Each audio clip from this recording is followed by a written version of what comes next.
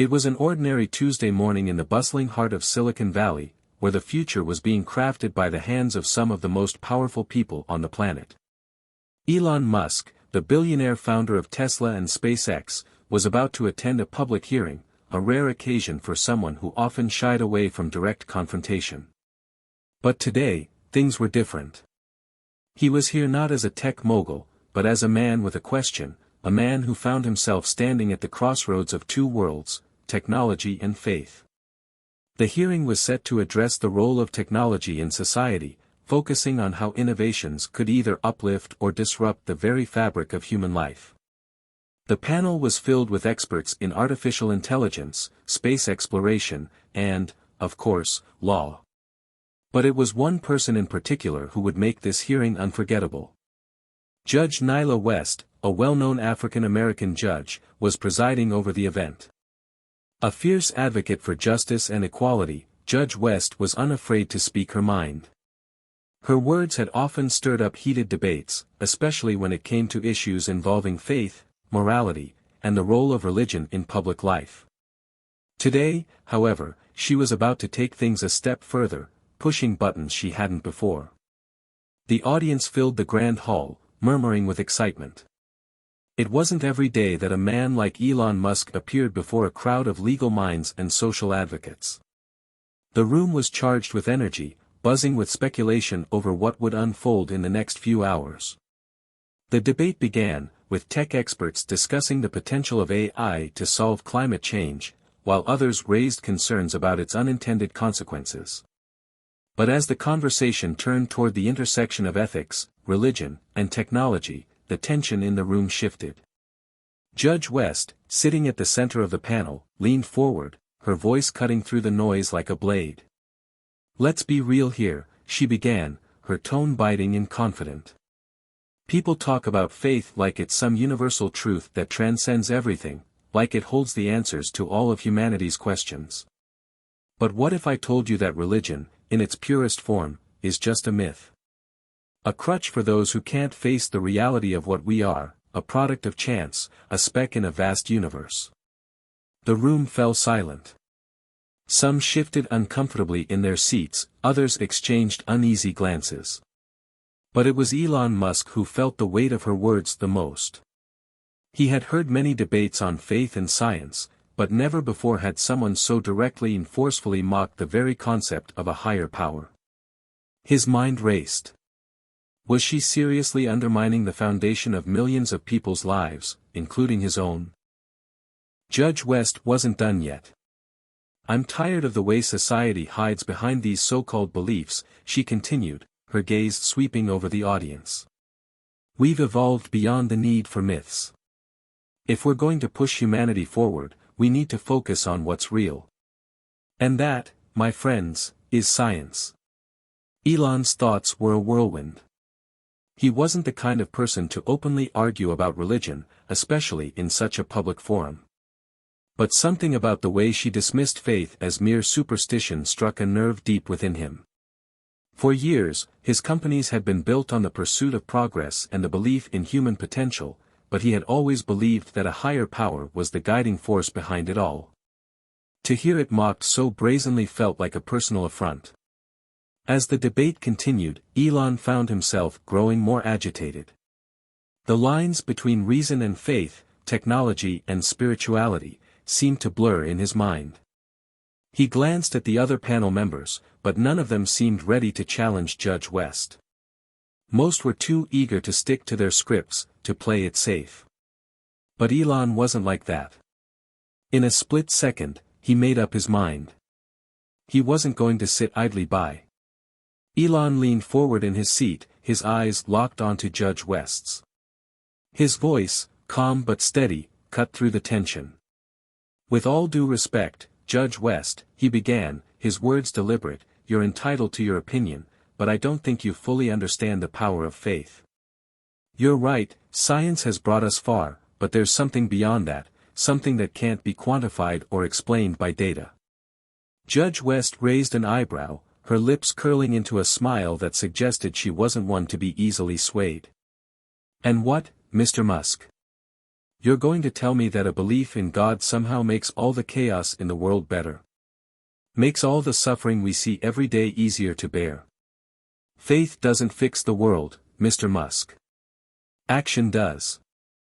The audience held its breath. This wasn't the polite exchange of ideas most had expected. This was a clash of ideologies, and it was about to escalate. Elon felt his pulse quicken. This wasn't just about science or faith anymore, it was about the respect for all people's beliefs, no matter how they chose to understand the world. I believe in the power of people, he said, his voice gaining strength. I believe in what we can do together.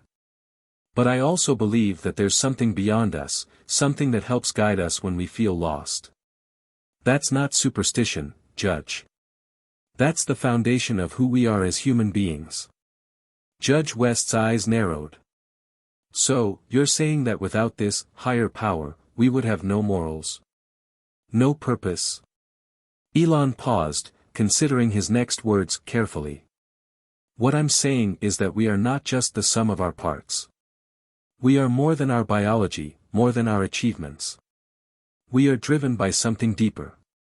And that's what keeps me going, every single day. The two of them locked eyes, each standing firm in their beliefs. The room was thick with tension as the debate swirled into a storm of opposing ideas. Neither side was willing to yield, but neither could ignore the intensity of the moment. Judge West leaned back in her chair, a satisfied look on her face. Well, Mr. Musk, it seems we have reached an impasse. You believe in the invisible, and I believe in the tangible. There's no changing that. Elon's fingers clenched around the armrest of his chair. He had expected a debate, but not this personal attack on everything he held dear. This wasn't just an intellectual discussion anymore, it was a confrontation. The panel discussion continued, but for Elon, it was as if the world had gone silent. He couldn't stop thinking about the words Judge West had said. Her dismissiveness had ignited something deep within him, something he couldn't ignore. And as the session drew to a close, Elon knew that this was just the beginning. This was no longer about technology, science, or even religion. This was about respect, about standing up for what you believed in, even when the consequences were unpredictable. Hit subscribe and leave a comment with where you're watching from. This story might just spark a new beginning. What's one thing that always pushes you forward, even when things get tough? Elon Musk didn't grow up like most other billionaires. Born in Pretoria, South Africa, in 1971, his childhood was anything but predictable. His parents divorced when he was young, and he lived with his father for most of his early years, a man whom Elon described as tough, intelligent, and somewhat distant. His mother, May Musk, was a model and dietitian, and though she was nurturing, she had her own demanding career. From a very early age, Elon was different. He had an insatiable curiosity, a drive that many people noticed but couldn't quite understand. He devoured books and spent hours lost in thought, building intricate models and machines, imagining a future where humanity could achieve the impossible.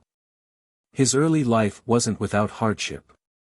As a shy child, Elon often faced bullying, which only fueled his desire to prove himself.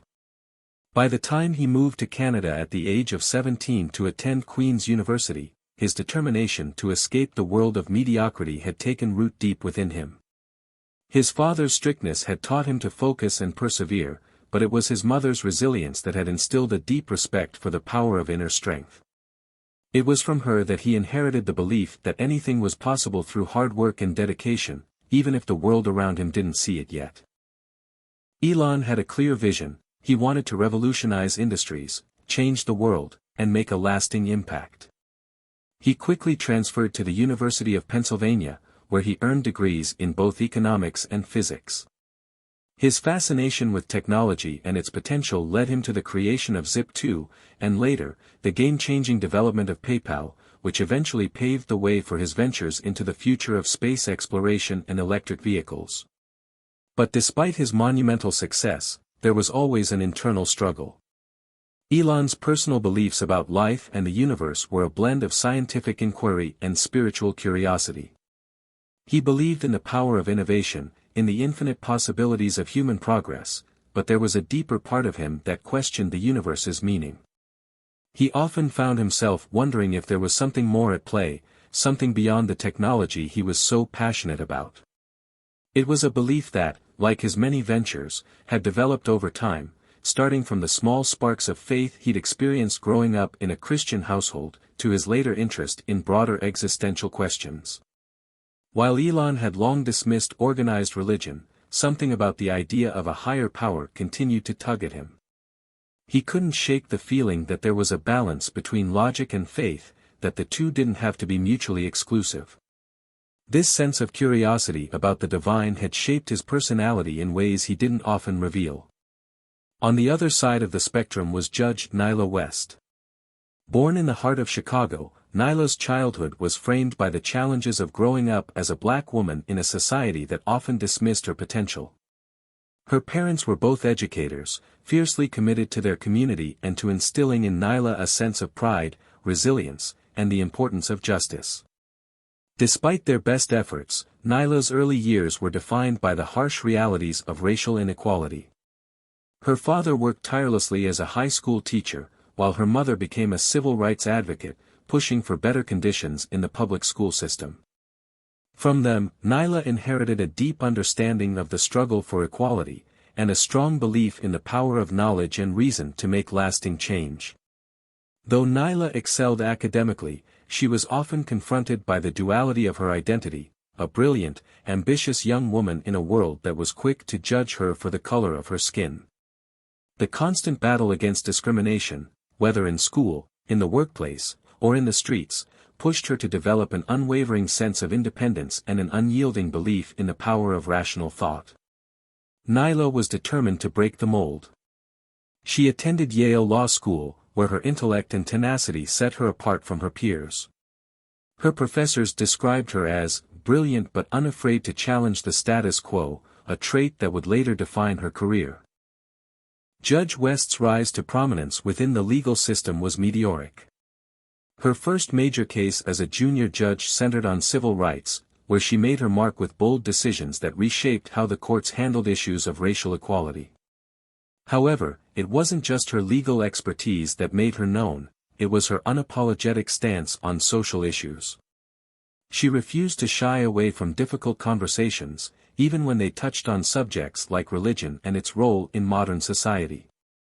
Judge West had little patience for what she saw as antiquated ideas, especially when they seemed to conflict with the principles of equality and justice she fought so hard to uphold. Her relationship with faith was complicated. Growing up in a religious household, Nyla had once embraced the teachings of her church. But as she moved through her education and began her legal career, her belief in organized religion began to waver. Her studies in law and philosophy led her to question the existence of a higher power, a belief she came to see as a crutch for those who weren't willing to confront the harsh realities of life. She believed that humanity could transcend religion, relying instead on reason, science, and the pursuit of justice. For her, the idea of a higher power was something that had held society back from progress, and she made no effort to hide her views. Nyla's faith in reason and logic was ironclad. In her mind, belief in God, or any form of spirituality, was a distraction, a tool used to pacify the masses. She didn't see how it had a place in modern discourse, especially when so many of the world's problems were still unsolved. To her, science, knowledge, and the pursuit of truth were the only paths to progress. Despite their differing viewpoints, there was a certain symmetry between Elon and Nyla. Both were shaped by difficult childhoods, both had built empires on their vision of the future, and both were fiercely determined to defend their beliefs. But the clash between science and faith, reason and spirituality, would soon bring them to an unprecedented crossroads, a confrontation that neither was prepared for. The tension in the courtroom was palpable as the public hearing continued, and neither Elon Musk nor Judge Nyla West seemed willing to back down. The debate had shifted from the initial discussions of technology to something much deeper, a collision of ideologies, and the room had transformed into a battlefield of words. Elon sat at the edge of his chair, his thoughts racing as Judge West's words echoed in his mind. It wasn't that he didn't understand her point of view, he did. As someone who had spent his entire life immersed in science and technology, he was intimately familiar with the importance of reason and empirical evidence. Yet, her dismissiveness toward the idea of faith struck a chord he hadn't expected. For him, the belief in something greater, something beyond the reach of human understanding, was not just a passive sentiment, it was something that fueled his ambition, his drive to change the world. For years, he had quietly wondered whether his pursuit of the impossible was somehow guided by a higher power. He didn't often speak about it, but it was there, simmering beneath the surface. But hearing Judge West mock the very foundation of that belief ignited something in him, a desire to defend what had, up until now, been a personal part of his identity. He had always seen himself as a man of progress, not a man of faith. But this was different. It was no longer about religion, it was about respect. Respect for all ideas, for every belief that contributed to the rich tapestry of human experience. Elon had built his career on innovation, on forging new paths where others saw only obstacles. But he was also deeply invested in the idea that humanity's potential was tied not just to what it could do with technology, but to how it viewed itself and its place in the universe. As the hearing continued, Elon realized that his response to Judge West's challenge wasn't just about defending religion or spirituality, it was about standing up for the very idea that people could choose their own path, that the pursuit of truth didn't have to come with a set of predefined rules. It could come from within, from the individual, no matter what form that truth took. Judge Nyla West had always prided herself on being an intellectual giant. Her journey through law school had been defined by her ability to outthink her peers, to see through the layers of society's misconceptions, and to call out the systemic inequalities that persisted in the world. She had fought tirelessly for justice and equality, and she had done so with the firm belief that logic, science, and reason were the only tools capable of reshaping society. But today, she was beginning to feel something she hadn't expected, doubt. It wasn't doubt in her beliefs, not in the core values that had shaped her entire career. But as Elon's words hung in the air, something in her shifted. She had never encountered someone quite like him before. His passion, his intensity, his unwavering belief in his vision of the world, it was all so different from the cold, calculated logic that she had built her life on. For a brief moment, Nyla allowed herself to consider the possibility that there might be more to this debate than she had initially thought. She had dismissed faith, dismissed spirituality, as tools used to control and pacify people. But Elon Musk wasn't like those who used religion as a crutch. He was a man who had created entire industries based on the idea that humanity could achieve greatness, if only it had the right tools, the right mindset. As the session continued, Nyla found herself contemplating the very thing she had dismissed for so long. Was it possible that faith and reason didn't have to be at odds? Could they coexist, each serving a unique role in guiding humanity forward? But she quickly dismissed the thought. It was a dangerous road to go down, one that would undermine everything she had stood for. She couldn't afford to let herself be swayed. Not now. Not when the stakes were so high. As the hearing wrapped up for the day, Elon walked out of the courtroom with his mind still spinning. His thoughts were a tangled web of ideas, emotions, and reflections on the conversation he'd just had with Judge West.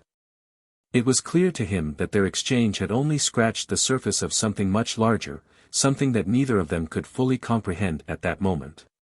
But there was one thing Elon knew for sure, he wasn't done with this. Not by a long shot. As he entered the hallway, he was approached by a reporter, eager to get his thoughts on the day's heated exchange. "Mr. Musk, what are your thoughts on Judge West's comments about faith? Do you believe religion has a place in modern society, or is it something that holds us back?" Elon paused for a moment, his mind working to form a coherent response. He had been asked similar questions before, but never in such a public and contentious setting. He looked the reporter square in the eye and spoke with conviction. "I believe that people should be free to believe whatever they choose," he said, his voice steady. But I also believe that no one should mock or belittle another person's faith. Faith, in whatever form it takes, is a deeply personal thing. It's what gives people hope, it's what drives them to keep going when things seem impossible. And whether you believe in a higher power or not, that's something that deserves respect. The reporter nodded, scribbling down his response, but Elon didn't wait for any follow-up questions. He turned and walked away, his thoughts still churning. What would be the consequences of his words, of the debate he had just begun? Meanwhile, Judge Nyla West sat in her chambers, replaying the debate in her mind. She had been in countless intellectual battles, but this one felt different. Elon Musk had pushed her in ways she hadn't anticipated, forcing her to confront the very beliefs she had held dear for so long. She hadn't expected to be so moved by his passion, by his unwavering commitment to his vision of the future. The sound of her phone ringing pulled her from her thoughts. It was her assistant. "Judge West, there's someone here to see you. He says it's urgent." Nyla's brow furrowed. "Who is it?" "He won't say, but he insists it's about the hearing." The words struck her like a lightning bolt. Who would come to see her about the hearing? Was it Elon? "Send him in," she said, her voice sharp. A moment later, the door opened, and in walked a familiar figure, Elon Musk. His expression was unreadable, but his presence was undeniable. "I think we need to continue our conversation," he said simply. The air in Judge Nyla West's office felt heavier than usual as Elon Musk stepped through the door.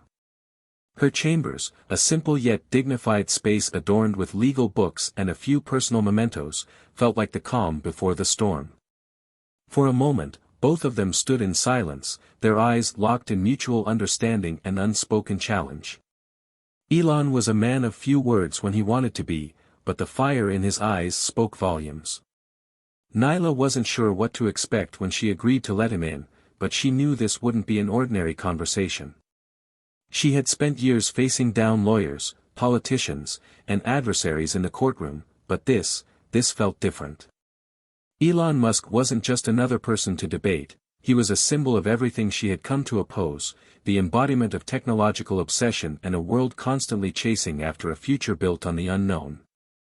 But now, as they stood in the same room, it was clear that this wasn't about technology or progress.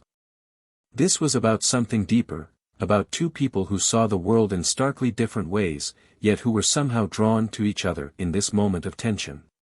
The stakes had shifted. This wasn't about a debate anymore. This was about understanding the core of each other's beliefs, pushing boundaries, and challenging everything they knew. Elon broke the silence first, his voice steady but with an edge to it. "I don't think you really understand why I'm here, Judge West," he said, his gaze unyielding. "I don't think you truly understand why I do what I do, why I keep pushing forward with these projects, these ventures, these ideas that seem so far-fetched. But I think you're the type of person who might, if you're willing to listen." Nyla raised an eyebrow, intrigued, but also cautious. "I'm listening," she said simply, leaning back in her chair and folding her arms across her chest. She wasn't about to give him an inch. She had dealt with powerful, persuasive people her entire career. She could handle Elon Musk. But something in his tone, something in the way he carried himself, made her pause. He was different. And that intrigued her. Elon paced slightly, as though weighing his words.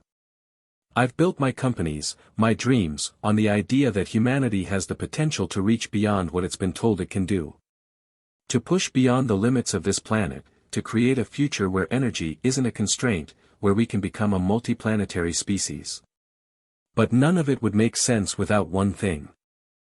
Nyla's eyes narrowed. "And that is?"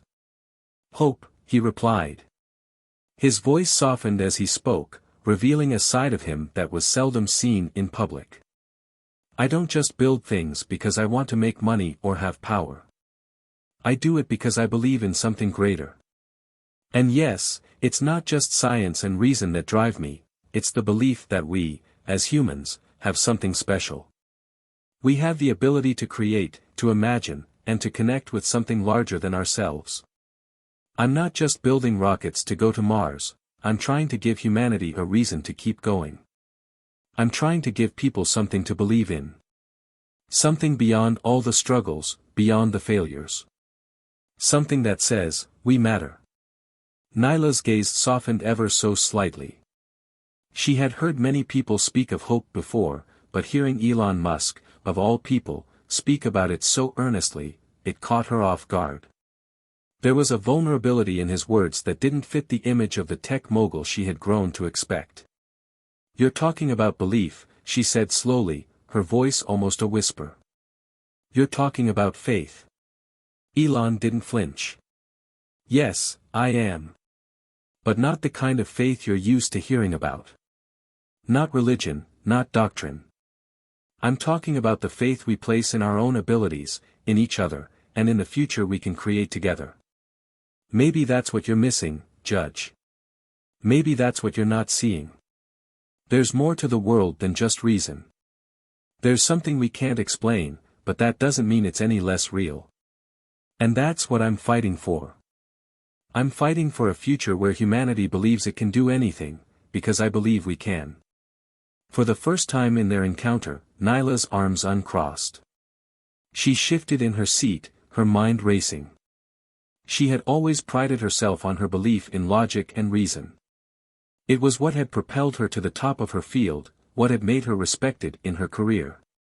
She had dismissed the notion of faith as a tool of distraction, something that kept people from addressing the real issues of society.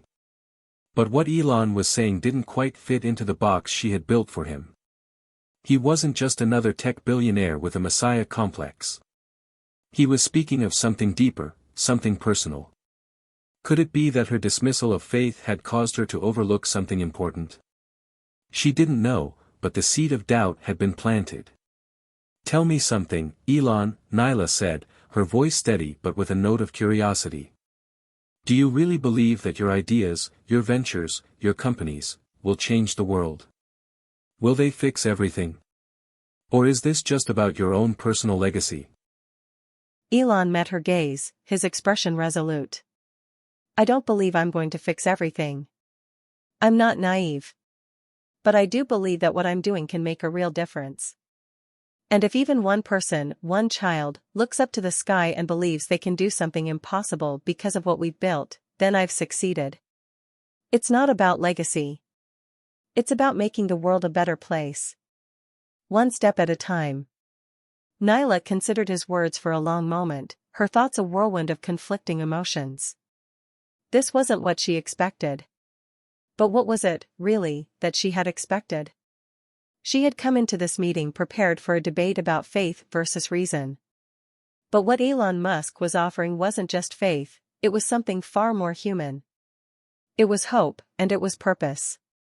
The silence between them stretched, both lost in their own thoughts. Finally, Nyla spoke again, her voice tinged with uncertainty. I don't know if I can fully agree with you, Elon, she said softly. But I think I understand where you're coming from. I don't know if faith can coexist with reason, but perhaps there's something to the idea that we need both, something that drives us beyond ourselves and something that grounds us in reality. Elon nodded, a hint of a smile playing at the corners of his mouth. I'm not asking you to agree with me. I'm just asking you to consider the possibility that there's more to the world than what we can explain with logic. Just like you said, maybe it's not about having all the answers. Maybe it's about searching for them, together. As Elon stood up to leave, he glanced over at Nyla. Their encounter had shifted something within both of them, though neither could quite articulate what had changed. It wasn't about winning or losing the argument. It wasn't even about faith or reason. It was about something much bigger, something neither had fully understood until now. And as Elon left the room, he couldn't help but wonder how this encounter would shape their paths in the future. The following days passed in a blur for both Elon Musk and Judge Nyla West. The world outside their brief, yet intense, encounter continued to turn. Elon returned to his projects with a renewed sense of determination, though the conversation with the judge lingered in the back of his mind. His passion for space exploration and advancing humanity's reach had always been his guiding light, but now, he found himself questioning whether there was more to it, something deeper that might fuel his endeavors. Had their exchange shifted his perspective? He didn't quite know, but he couldn't shake the feeling that something significant was at play, something beyond technology and engineering. For Judge Nyla West, the aftermath of the conversation weighed heavily on her. She had always prided herself on being an intellectual, someone who lived by logic and reason, but now, as she sifted through her notes from the hearing and reviewed her previous rulings, there was an uncomfortable sense of unease. Elon Musk had planted a seed of doubt in her mind, not in her principles, but in the very idea that maybe, just maybe, there was more to the human experience than what could be defined by law or science. The debate between reason and faith had always seemed so clear-cut to her, but Elon had forced her to confront the possibility that the two might not be mutually exclusive. In the quiet of her office late one evening, Nyla sat at her desk, her hands folded in front of her, her thoughts swirling. The case files she had been working on lay forgotten in front of her. Instead, her mind kept drifting back to Elon's words, the way he spoke of hope, of belief, of something greater than reason alone. She had never considered herself someone who could be swayed by a single conversation, let alone a man like Elon Musk. But there was something about the way he spoke of humanity's potential that struck her. It was easy to dismiss people like him as just dreamers or idealists, but his conviction made it impossible to ignore the impact of his work. Could she really keep dismissing the role of hope, the role of faith, in shaping the future? Could she maintain the same unwavering belief in logic when the very future of the world seemed to hinge on ideas beyond reason? It wasn't long before the ripple effects of their encounter spread far beyond the courtroom. Word of the tense exchange between Elon Musk and Judge Nyla West had begun to circulate, and the media took notice. News outlets ran with the story, spinning headlines that spoke of a battle between science and spirituality, technology and belief. Some framed the encounter as a clash of titans, a showdown between two of the most influential minds of their respective fields. Others took a more sensationalist approach, focusing on the personal animosity that seemed to brew between the two. But what the media missed, what the public didn't see, was the subtle shift that had taken place in both Elon and Nyla. Neither of them were entirely aware of it yet, but they were both beginning to change in ways they hadn't anticipated. Elon found himself speaking more openly about the need for hope in his public appearances. His usual rhetoric about innovation, technology, and progress now had a layer of depth, one that acknowledged the human element behind these pursuits. He began weaving conversations about faith and belief into his speeches, discussing how the pursuit of knowledge and the exploration of space were, in many ways, a quest for understanding the unknown, not just in the physical world, but in the emotional and spiritual realms as well. He spoke of Mars not just as a destination for technology but as a symbol of the human spirit's desire to reach for the stars, to defy the odds, to dream of a future that transcended the limitations of Earth. His audience, investors, engineers, and dreamers alike, responded to this shift in his message.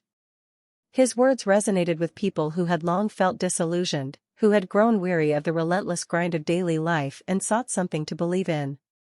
Elon Musk was offering them more than just technology, he was offering them a glimpse of something bigger, something transcendent. For the first time in a long while, Elon felt as if he was speaking from the heart. The change in his rhetoric wasn't just for show, it was a reflection of his own internal shift. He was starting to understand that the future he envisioned wasn't just about innovation for innovation's sake. It was about creating a world that inspired people to believe in themselves, in the possibilities that lay ahead. Meanwhile, Judge Nyla West found herself facing the growing scrutiny of her own beliefs. The media had painted her as the adversary to Elon's ideals, the staunch defender of reason and logic. In interviews, she was asked about the exchange in the courtroom, and though she maintained her usual composure, a part of her began to question her stance. The idea that hope and reason could coexist had never occurred to her before, but now, the question gnawed at her. Nyla had always seen her role as a judge as one of strict impartiality, of upholding the law and ensuring that fairness prevailed. But now, as she sat in her chambers, the lines between right and wrong, between logic and faith, felt increasingly blurred. There was something about Elon's passionate belief in a future of limitless potential that had opened her eyes to the possibility that she might be missing something crucial. She spent her evenings reading, not legal texts, but philosophical works, writings on spirituality, and even books on the intersection of science and faith. It was an intellectual journey she had never expected to take, but it was one that she felt compelled to embark upon. One evening, after reading a particularly moving piece on the connection between hope and human achievement, Nyla found herself walking down the hall toward her colleague, Justice Robert Grant. He had been a mentor to her when she first joined the judiciary, and she trusted his judgment more than anyone else's. "Robert, I need to talk to you about something," she said, her voice uncharacteristically hesitant. Justice Grant looked up from his desk, surprised by the unannounced visit. "Of course, Nyla. What's on your mind?" "I'd been thinking about something that happened in the hearing with Elon Musk," she said, taking a seat across from him. "Something that's been bothering me." Robert raised an eyebrow. "I thought you two had a pretty straightforward exchange. You were challenging his ideas on the role of faith in our future." "I know," she said, her hands fidgeting in her lap. "But it's not just that. I feel like, maybe I was too quick to dismiss the importance of belief in the future." He spoke about hope, about how it drives innovation. "And I can't stop wondering if I've been too focused on logic and not enough on the human side of things. Maybe I've been overlooking something important." Robert nodded thoughtfully. "It's a complicated issue, Nyla. Faith and reason aren't easily reconciled, but maybe there's a middle ground. It's possible to respect both, you know." She looked up at him, her expression thoughtful. "Maybe. I don't know if I can reconcile the two in the way that he does. But I can't ignore the fact that his ideas have had an impact on me. And I think they're starting to have an impact on others as well." "Maybe this is the start of something bigger for you," Robert said, a hint of a smile tugging at his lips. "It might be worth exploring." Elon Musk's life had always been a whirlwind. There were launches, meetings, groundbreaking advancements, and relentless scrutiny. But over the past few weeks, something had shifted inside him, a quiet but persistent tug toward something more profound. It wasn't just about the rockets anymore, the cars, or even Mars. No, it was something bigger. He couldn't quite articulate it yet, but his conversation with Judge Nyla West had cracked open a door inside his mind, and now, the world beyond his technology-focused existence seemed to be calling him. The usual fire he felt when designing the next big thing, the drive that had made him one of the world's most famous entrepreneurs, was now tempered with an unfamiliar weight. The weight of purpose. And so, amidst his hectic schedule, Elon decided to make a change. A small, symbolic gesture that would shift his approach. It wasn't a grand public announcement. It wasn't a new project, or even a new initiative. Instead, it was something quieter. He would meet with more people, not just scientists and innovators, but with thinkers, philosophers, and even faith leaders. People who had different perspectives. People who, in their own way, were also trying to shape the future, one built on belief, trust, and the deeper questions that his typical realm of tech hadn't addressed. He reached out to several key people in his network, requesting discussions that, in some ways, were unprecedented for him. He was ready to have conversations that weren't about what's next, but about what it all means. And then, there was Nyla. Elon had no illusions about what had happened between them. She wasn't like the others he'd met. She wasn't starstruck by his success, nor did she fall for his arguments about the future of technology. Her challenge was different, more personal, and it had made him rethink much of his own worldview. It was on a cold Monday morning, just days after the encounter that had rattled both of them, when Elon reached out to her.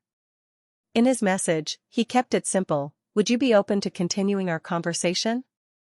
I'd like to understand your perspective better." "Over coffee?" Judge Nyla West was busy, as always, but she hadn't been able to stop thinking about the man who had walked into her office weeks ago, challenging not just her views on the law, but her very understanding of the world. The encounter had left her unsettled, and she realized she needed, to understand what had driven Elon Musk to pursue the things he did. Her colleagues had mentioned Elon's name countless times since their meeting, as if she were supposed to have an opinion about him. Some had praised his vision, others had criticized his idealism. But in her heart, Nyla knew there was something more to him than what the media portrayed. And when the invitation came, a simple, yet bold invitation for a cup of coffee, she hesitated for only a moment. She could have easily said no.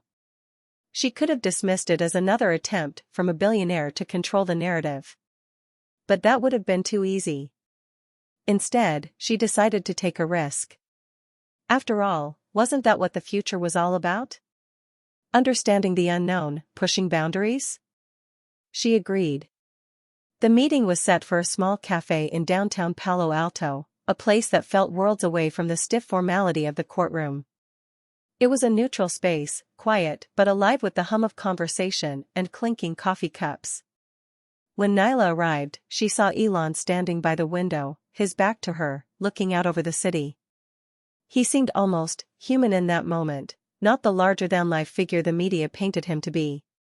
"Judge West," Elon said, turning as she approached. "I'm glad you came." Nyla offered a small smile and took a seat. "You have a knack for making things sound like destiny, don't you?" Elon chuckled lightly.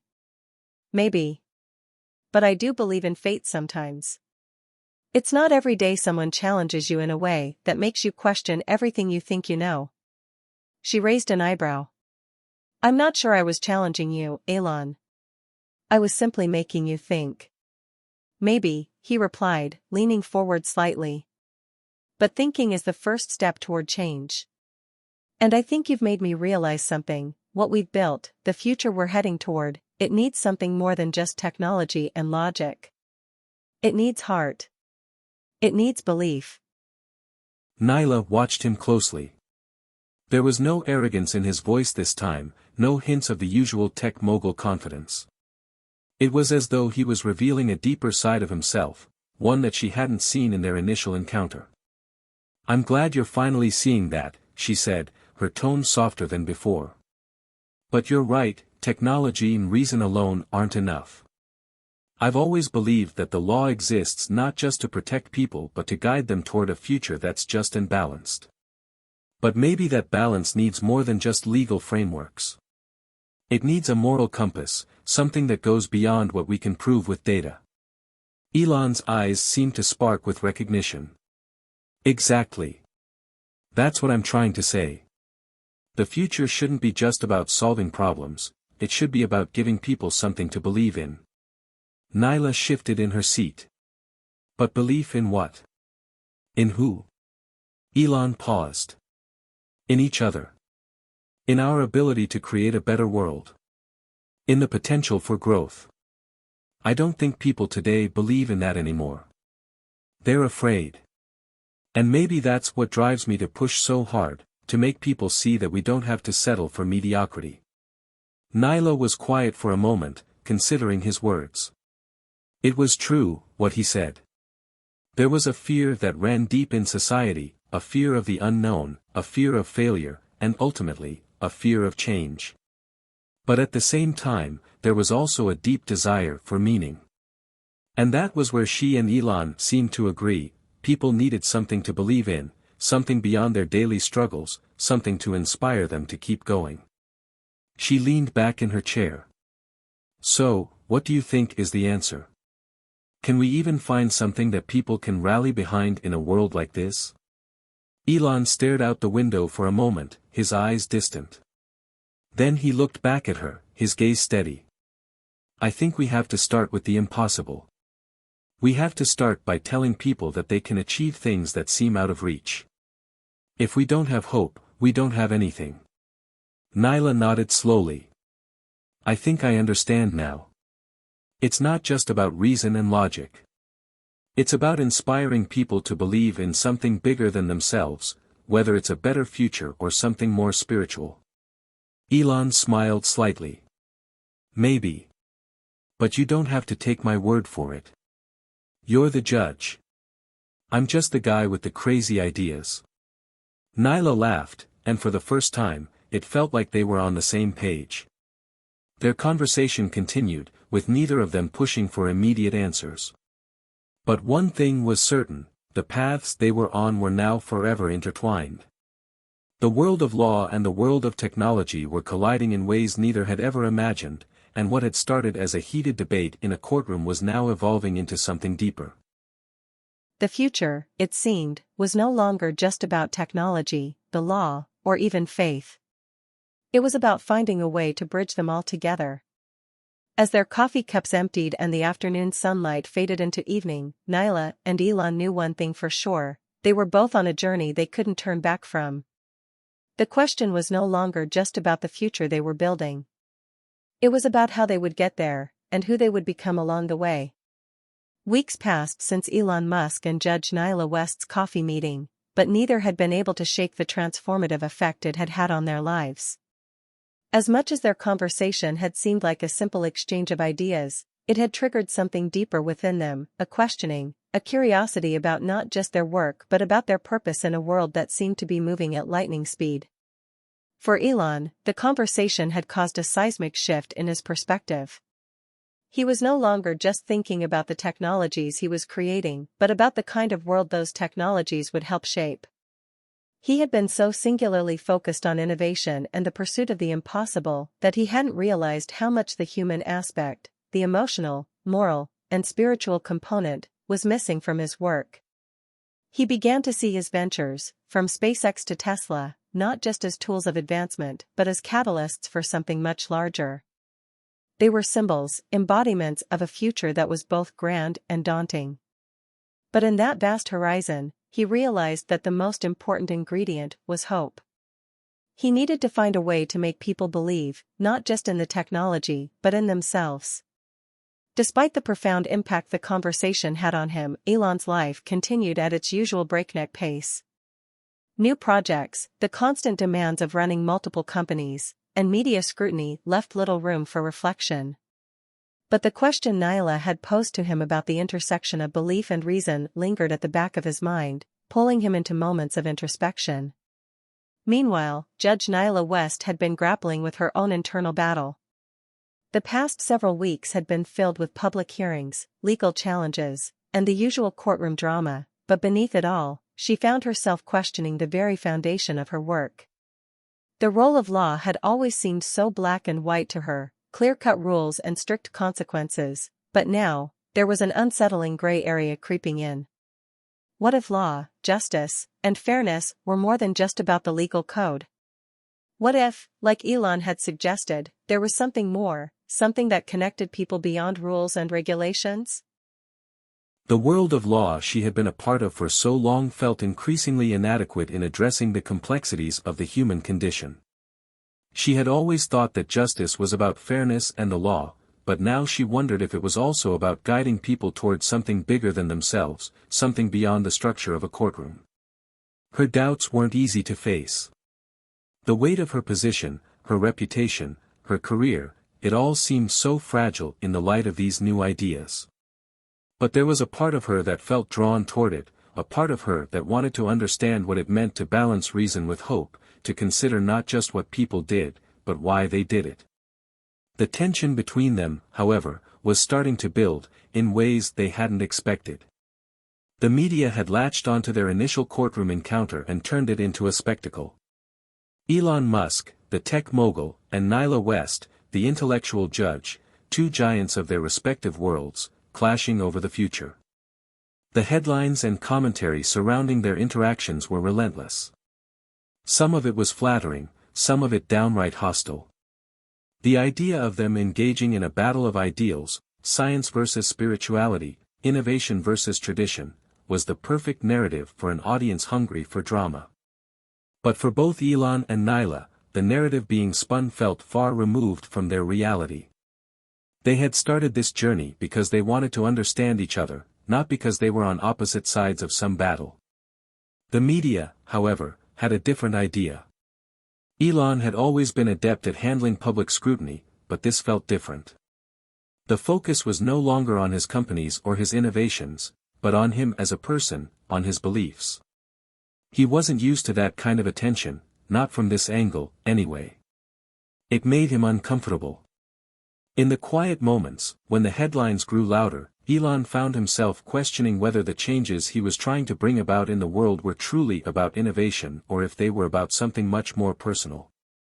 Was he fighting for humanity's future, or was he fighting for some deep, unspoken need within himself? Nyla, on the other hand, was finding herself increasingly frustrated with the media circus that surrounded her. It wasn't the scrutiny itself that bothered her, she was used to being in the public eye as a judge, but the way her intentions had been distorted. She had never intended to challenge Elon Musk's ideas for the sake of a headline. Her objective had always been about understanding, about exploring whether there was a deeper truth that connected people beyond their intellect, beyond their work. The endless media questions about her battle with Elon were starting to wear on her. She found herself saying things she didn't mean, trying to clarify positions she wasn't sure about. In many ways, it felt like she had become a pawn in a game that wasn't hers to play.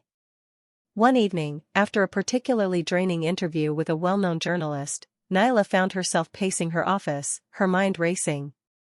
She had always thought that she could keep her professional and personal life separate. That she could make decisions based on logic and reason, not emotions. But now, the line between the two was blurring. Her phone buzzed, pulling her out of her thoughts.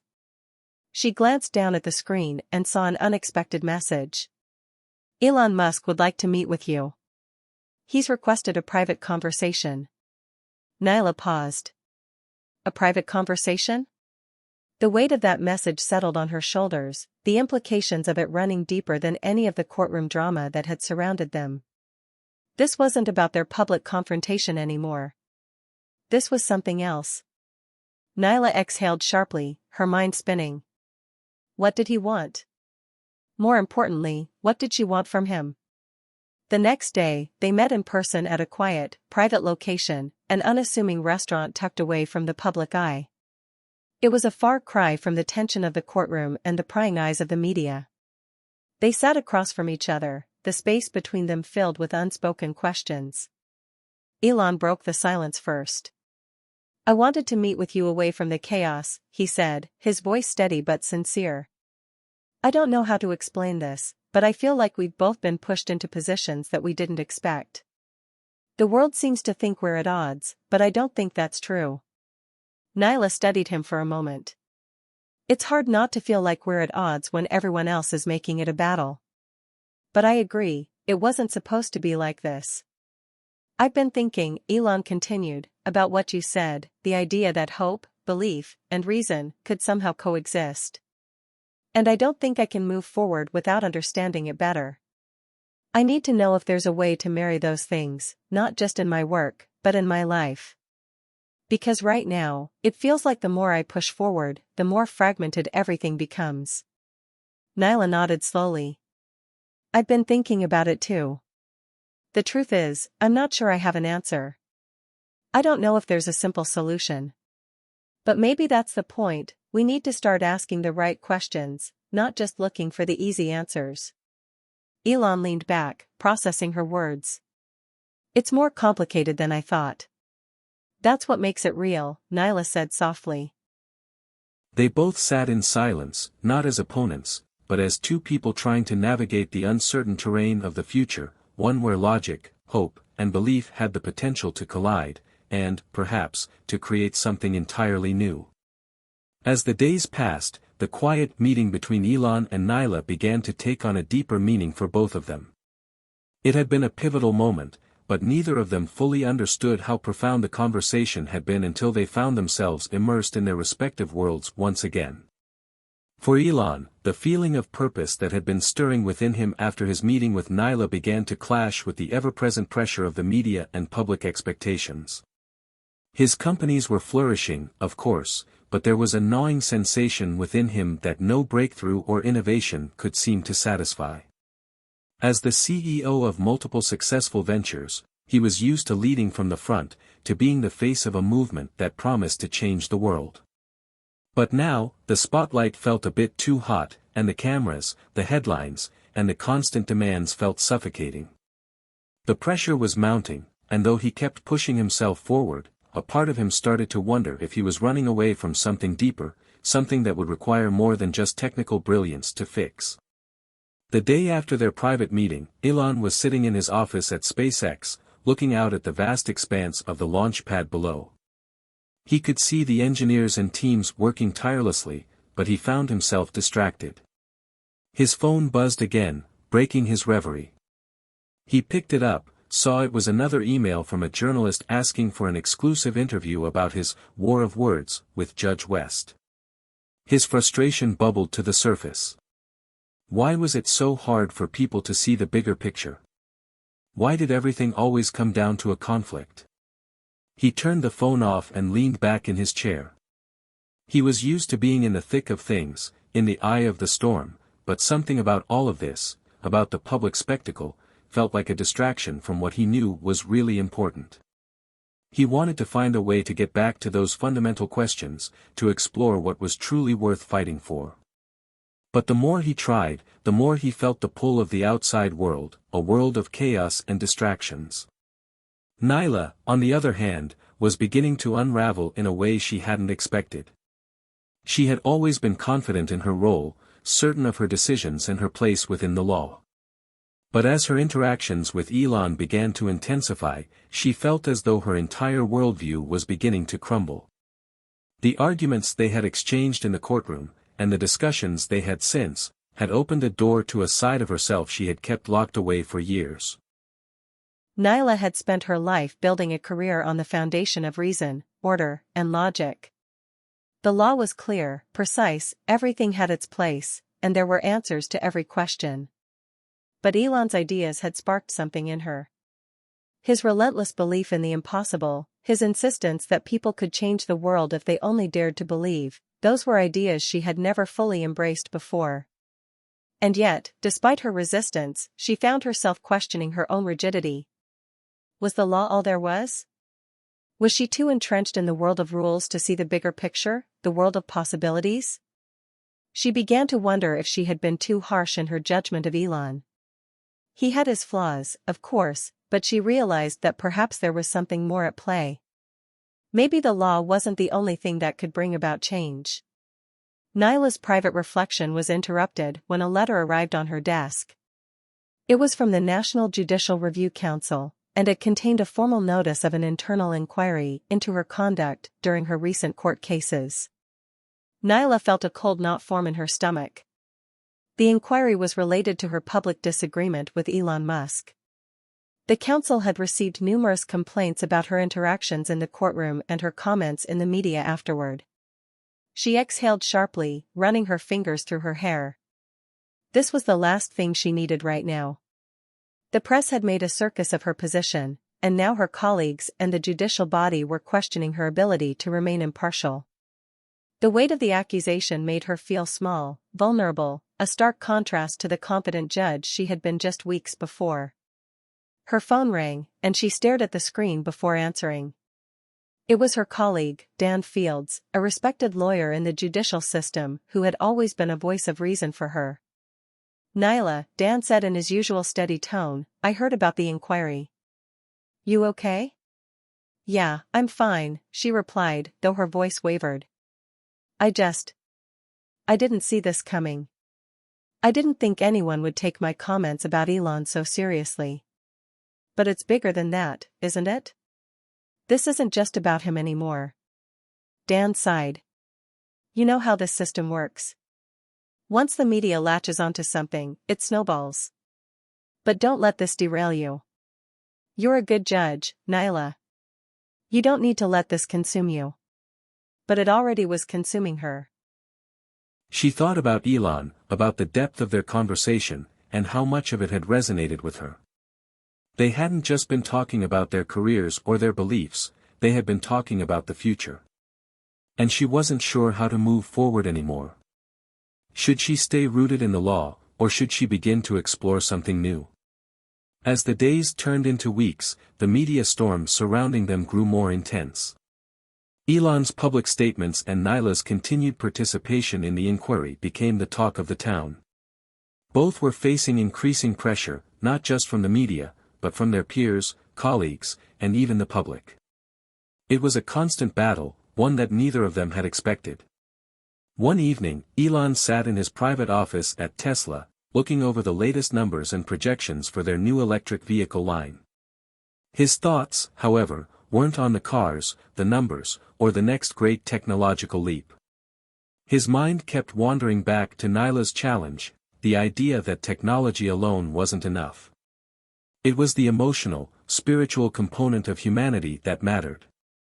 He rubbed his temples, trying to push away the distractions. But something inside him wouldn't let it go. Was he missing something?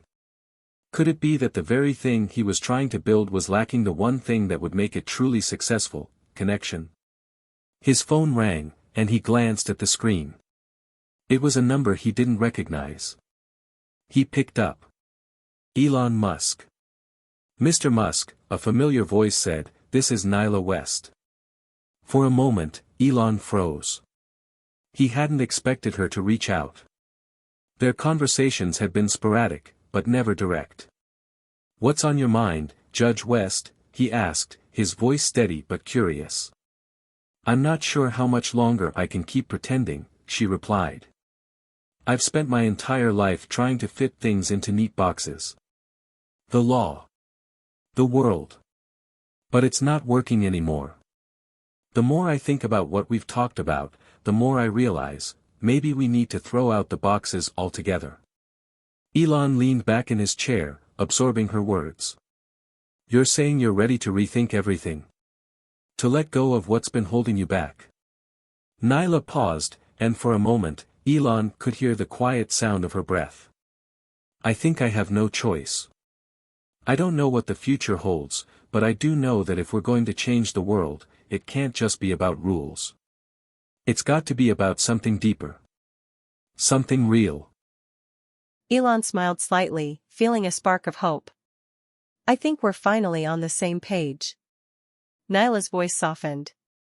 "Then let's make sure we don't waste this chance, Elon." And in that moment, something shifted between them. They were no longer just a tech mogul and a judge. Now, they were two people standing at the edge of a precipice, about to leap into the unknown. They didn't know where this journey would take them, but they knew it had to be done. Together. The following weeks passed in a whirlwind of changes, not just for Elon and Nyla, but for the world around them. What had begun as a singular, chance encounter had now blossomed into something far greater, a shared journey that neither of them could have predicted. They began to find themselves on the same page more and more, their initial differences gradually blending into a new understanding. Elon's life, though still marked by the relentless pace of innovation, began to take on a new shape. He started making more time for reflection, considering not just the technical possibilities of his companies, but the emotional, human aspect of everything he was working on. The idea that technology could be the means of uplifting humanity, that it could serve a greater purpose, started to take root in his mind. Every decision he made now seemed to come back to the same question: how does this serve the people? The conversation with Nyla had ignited something in him, a desire not just to lead in the world of technology, but to lead with purpose. He began to bring these ideas into his meetings, discussing them with his teams, his engineers, and his board members. The transition wasn't easy. For years, the focus had been on profits, innovation, and breaking new barriers. But now, the focus was shifting to people, how the work they did could change lives for the better, not just in the here and now, but for generations to come. At Tesla, Elon began pushing for more sustainable solutions, not just for electric vehicles, but for the very infrastructure that powered them. He sought out new ideas for renewable energy, not just as a profit center, but as a means to address climate change, to push humanity in a direction that was more harmonious with the planet. SpaceX, too, saw changes. The goal of colonizing Mars was no longer just about exploring new frontiers or reaching beyond the stars. It was about giving humanity a second chance, a new place to grow and thrive, away from the mistakes they had made on Earth. He began to share his vision more openly, not just with the public but with his employees, trying to make them see that they weren't just working on rockets and spacecraft. They were working on the future of humanity. Nyla, on the other hand, felt the weight of her own internal revolution. After their private meeting, she had tried to return to her role in the courtroom, but she couldn't ignore the sense that everything was changing. She began to question everything she thought she knew about justice, law, and the role she had in administering it. What if the law wasn't enough? What if there was more to human behavior than just following rules and meting out punishment? Her growing sense of doubt was not an easy thing to face. The law had been her life, her identity for years. But now, she was seeing it through a different lens, one that questioned the very foundations of the system she had worked within for so long. Nyla's thoughts were further complicated by the ongoing internal inquiry into her conduct. The media had latched onto her comments about Elon Musk, and now it seemed like the public and her peers in the judicial system were waiting for her to backpedal, to retract her statements, and to fall back into the safe, well-worn path of strict legal reasoning. But Nyla couldn't do that. She knew she couldn't. Not after everything she had learned, not after speaking with Elon. One afternoon, after yet another exhausting day at the courthouse, Nyla walked to a nearby park to clear her head. The sun was beginning to set, casting long shadows across the pathways, and the cool breeze felt refreshing against her skin.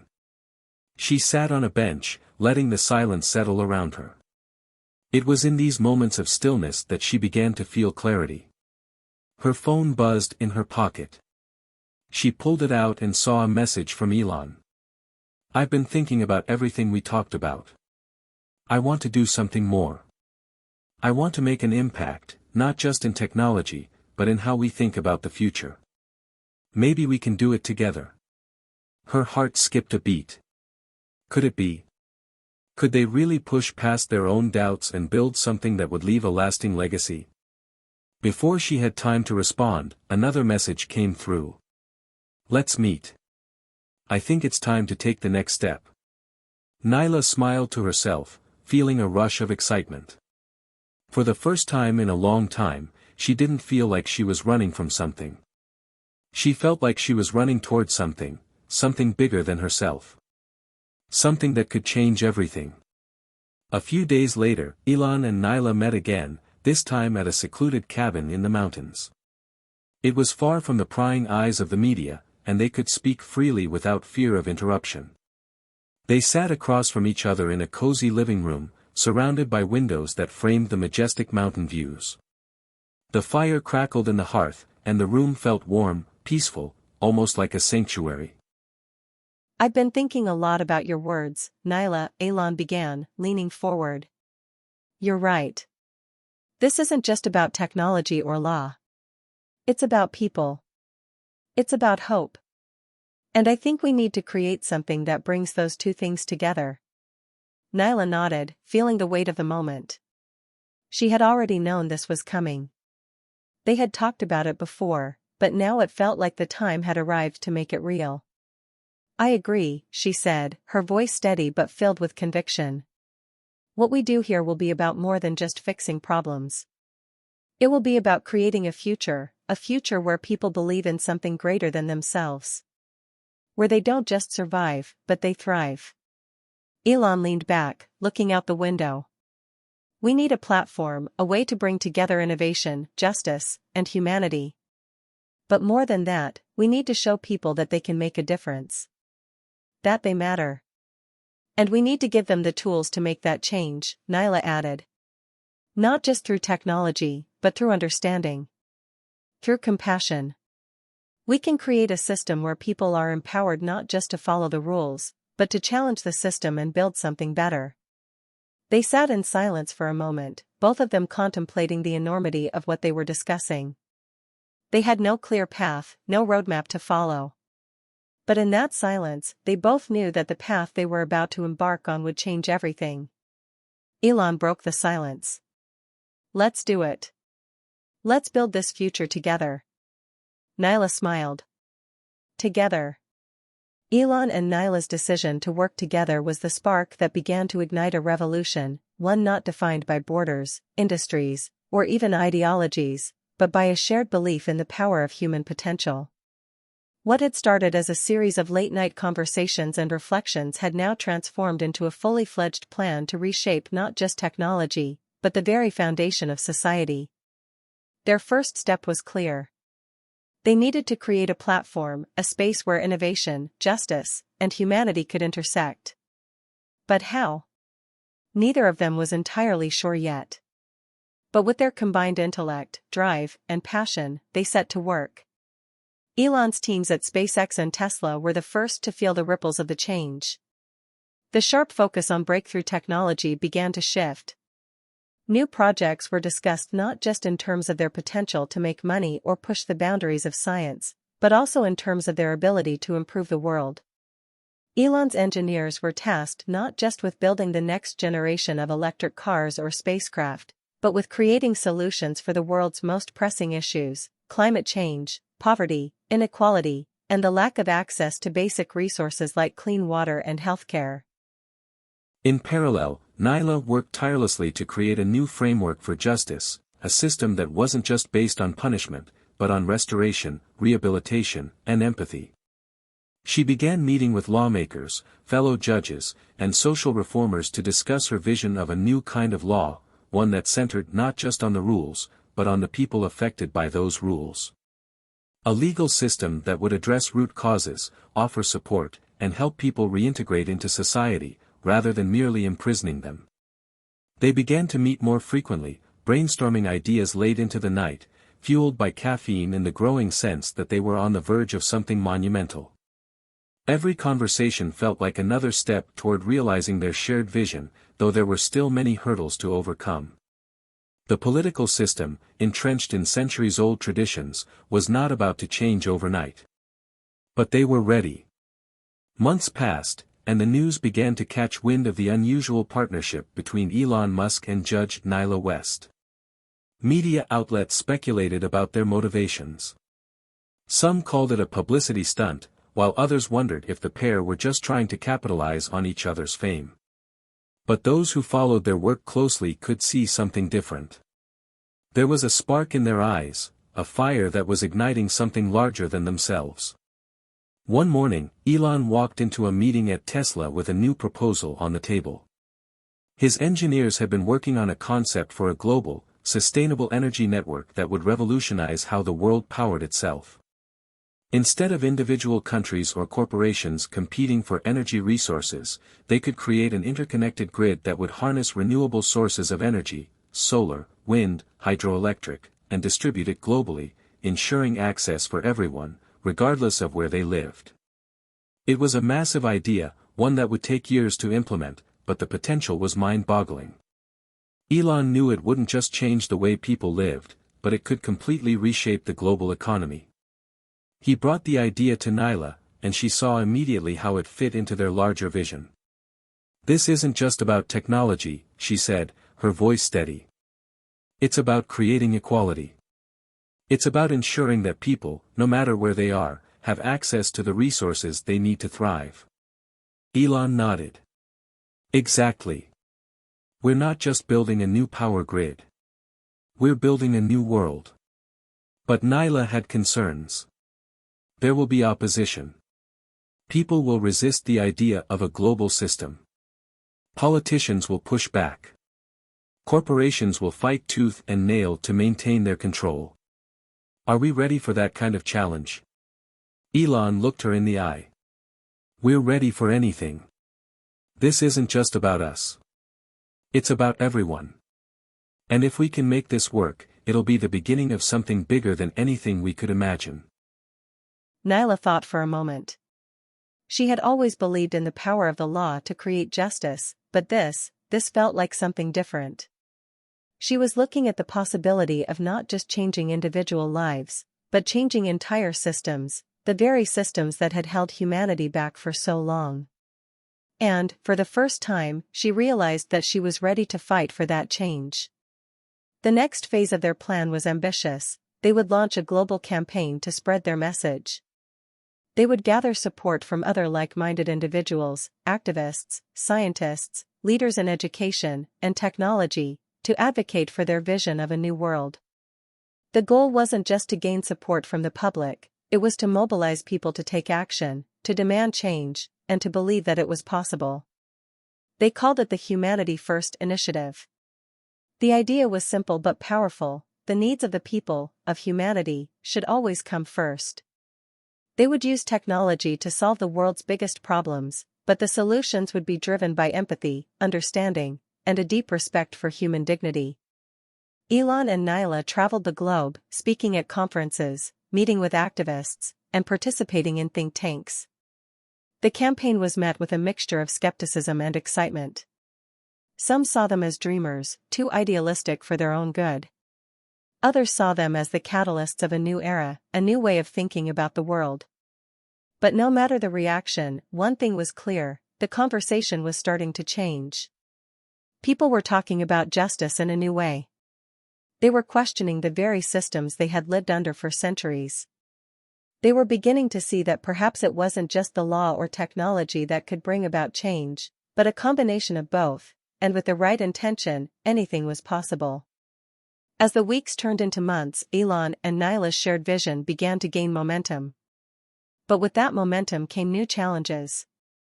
There were those who were threatened by their ideas, the powerful corporations who stood to lose billions if their vision succeeded, and the political elites who saw their grip on power slipping away.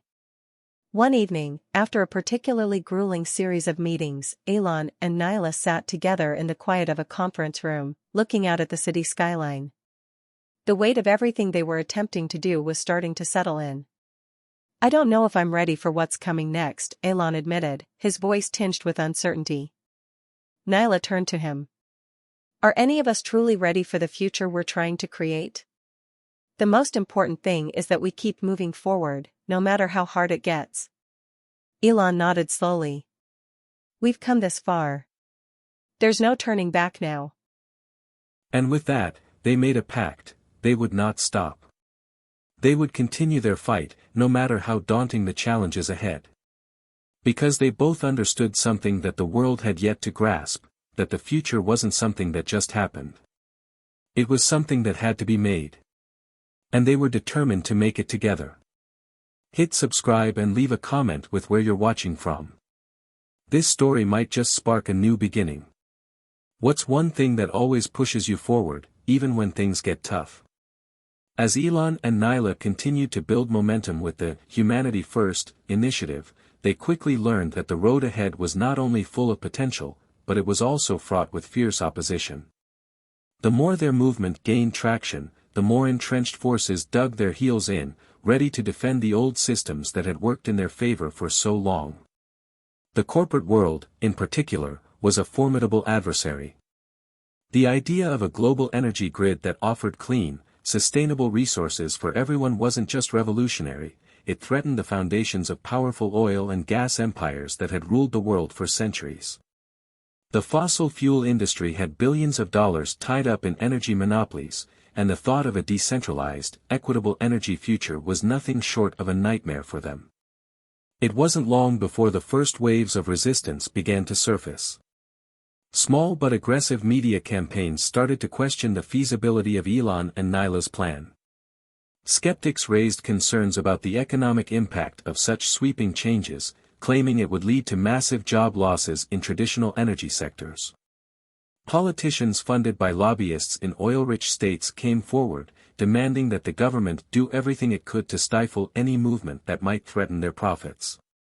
But the resistance wasn't just coming from the corporate and political elites. There were also those within the tech world itself who criticized Elon's shift in priorities. His long-standing role as the leader of SpaceX and Tesla had earned him a reputation as a maverick entrepreneur driven by innovation. But now, some saw him as straying too far from his core mission, too focused on social change, too interested in tackling societal problems instead of advancing space exploration or electric vehicles. "You're spreading yourself too thin, Elon," one of his closest advisors said in a private meeting. "We're not ready to take on a global energy overhaul, especially when we're still struggling to get to Mars. This could set us back years. But Elon was resolute. He had always prided himself on thinking beyond the immediate challenges, focusing instead on the long-term vision. And after his conversation with Nyla, he had come to see that the fate of humanity wasn't just about technological achievements, it was about creating a future where people could thrive, not just survive. I understand the risks, Elon said, his voice calm but firm. But if we don't act now, we might not have a future to build. We're playing for the long game here, and this isn't just about technology, it's about people. If we want to go to Mars, we need a healthy Earth to leave from. Still, there was a growing sense of unease. Elon and Nyla had attracted a following of passionate supporters, but with each new victory, the backlash grew stronger. It wasn't just public skepticism that Elon and Nyla had to contend with. The legal system, particularly Nyla's own colleagues in the judicial branch, was not so quick to embrace the idea of a new form of justice. Many viewed Nyla's more empathetic approach to the law as a radical departure from the foundational principles that had long guided the judiciary. Some of her peers openly criticized her in private meetings, suggesting that her actions could undermine the authority of the courts. Nyla had always been a strong advocate for justice, but now, standing at the crossroads of law and humanity, she found herself questioning the very system she had spent years upholding. The more she thought about it, the more she began to see the cracks in the traditional system. In a world where inequality reigned and people were often punished for circumstances beyond their control, she wondered if the law was truly serving its intended purpose. In a tense meeting with a group of influential judges, one of her colleagues spoke up. "Nyla, your vision is noble, but you're advocating for something that could tear apart the fabric of the justice system as we know it. You're talking about rehabilitation, forgiveness, and empathy. But what about accountability? What about the victims? We can't just throw out everything we've built on a whim." Nyla felt the weight of his words, but she didn't back down. "The current system isn't working," she replied. "And we need to face the reality of that. It's not about throwing out accountability, it's about creating a system where people are given the chance to change. Where they're given hope. Right now, we're too focused on punishment, and not enough on restoration." The room fell silent as Nyla's words lingered in the air. She could feel the divide growing, the divide between those who were entrenched in the old ways, and those like her, who were daring to imagine a new kind of justice. As the media circus around the Humanity First initiative escalated, Elon and Nyla knew they had to take bold action if they were to survive the onslaught. They made a public announcement that they would host a global summit, a gathering of world leaders, innovators, activists, and thinkers who would work together to discuss how to implement their vision for a more sustainable and just world. The summit was set to be a massive event, broadcast live to millions of people around the world. The goal was simple: bring people together to find common ground on the issues that mattered most: climate change, inequality, access to resources, and the reform of justice systems globally. Elon and Nyla knew that if they could rally enough support, they could begin to shift the narrative and challenge the status quo. But as the date approached, the pressure mounted. Behind the scenes, both of them were feeling the weight of the challenge ahead. Elon was juggling the operations of his companies, all while trying to maintain momentum with his new vision for the future. Nyla was dealing with the backlash from her colleagues in the judiciary, as well as the mounting criticism from the media. One evening, as they sat in a quiet cafe before the summit, Elon looked at Nyla with a tired expression. "I don't know if we're ready for this," he admitted, swirling his coffee cup. "The opposition is fierce. The world isn't as ready for change as we thought." Nyla met his gaze, her eyes filled with a quiet strength. "The world never is," she said. "Change always comes with resistance. But that's why we can't give up. This isn't just about us, it's about everyone who believes in a better future. We've already started something, and now it's up to all of us to keep going." Elon nodded slowly, a deep resolve settling within him. "You're right. We've come too far to back down now. It's time to fight, for the future we believe in." Elon and Nyla stood side by side at the opening of the summit, as world leaders, activists, and thinkers filed into the massive auditorium. The energy in the room was palpable, a mixture of excitement, skepticism, and a deep longing for something more. It was clear that this moment was pivotal, the turning point where they would either be embraced as visionaries or torn apart as naive dreamers. As the event kicked off, Elon and Nyla took the stage, ready to present their vision to the world. "We are at a crossroads," Nyla began, her voice strong and clear. "We have the technology, the resources, and the power to change the world. But we cannot do it alone. We must work together, across industries, across borders, and across ideologies, to create a future where humanity comes first." Elon stepped forward, his voice filled with conviction. "This is not just about technology or law. This is about the people, the heart of what drives us all. We can create a world where no one is left behind, where resources are shared, and where justice is not just an idea, but a reality. Together, we can build a future that works for everyone." The crowd erupted in applause, and for the first time in months, Elon and Nyla felt a glimmer of hope. But they knew the battle had only just begun. The forces of resistance would not go down easily. And yet, as they stood before a room full of passionate individuals, they felt certain of one thing: their vision was not just possible. It was inevitable. The global summit had barely wrapped up before the storm of resistance hit with full force. The initial applause had been invigorating, but Elon and Nyla quickly realized that their dream of a new world order was far from being realized. As soon as the spotlight dimmed, a wave of backlash flooded the media, government channels, and corporate boardrooms. Critics came out in full force, questioning the feasibility of their ideas and painting them as out-of-touch idealists. The news cycle quickly turned against them, with pundits and political analysts taking turns to dissect and ridicule their proposals. The corporate giants whose profits were tied to fossil fuels, mining, and traditional energy sources unleashed a barrage of negative advertisements, pushing the narrative that a global, interconnected energy grid would cripple the economy and disrupt industries. They called the idea unrealistic, dangerous, and socialist. The message was clear: any challenge to the established order would be met with fierce opposition. But it wasn't just the business world that fought back. Some of the world's most powerful political figures joined the fray. Leaders from nations with significant investments in oil, gas, and coal were quick to denounce the idea. They argued that transitioning to renewable energy on a global scale would place an immense strain on their economies, leading to massive job losses and political instability. A new wave of political discourse emerged, one focused on fear.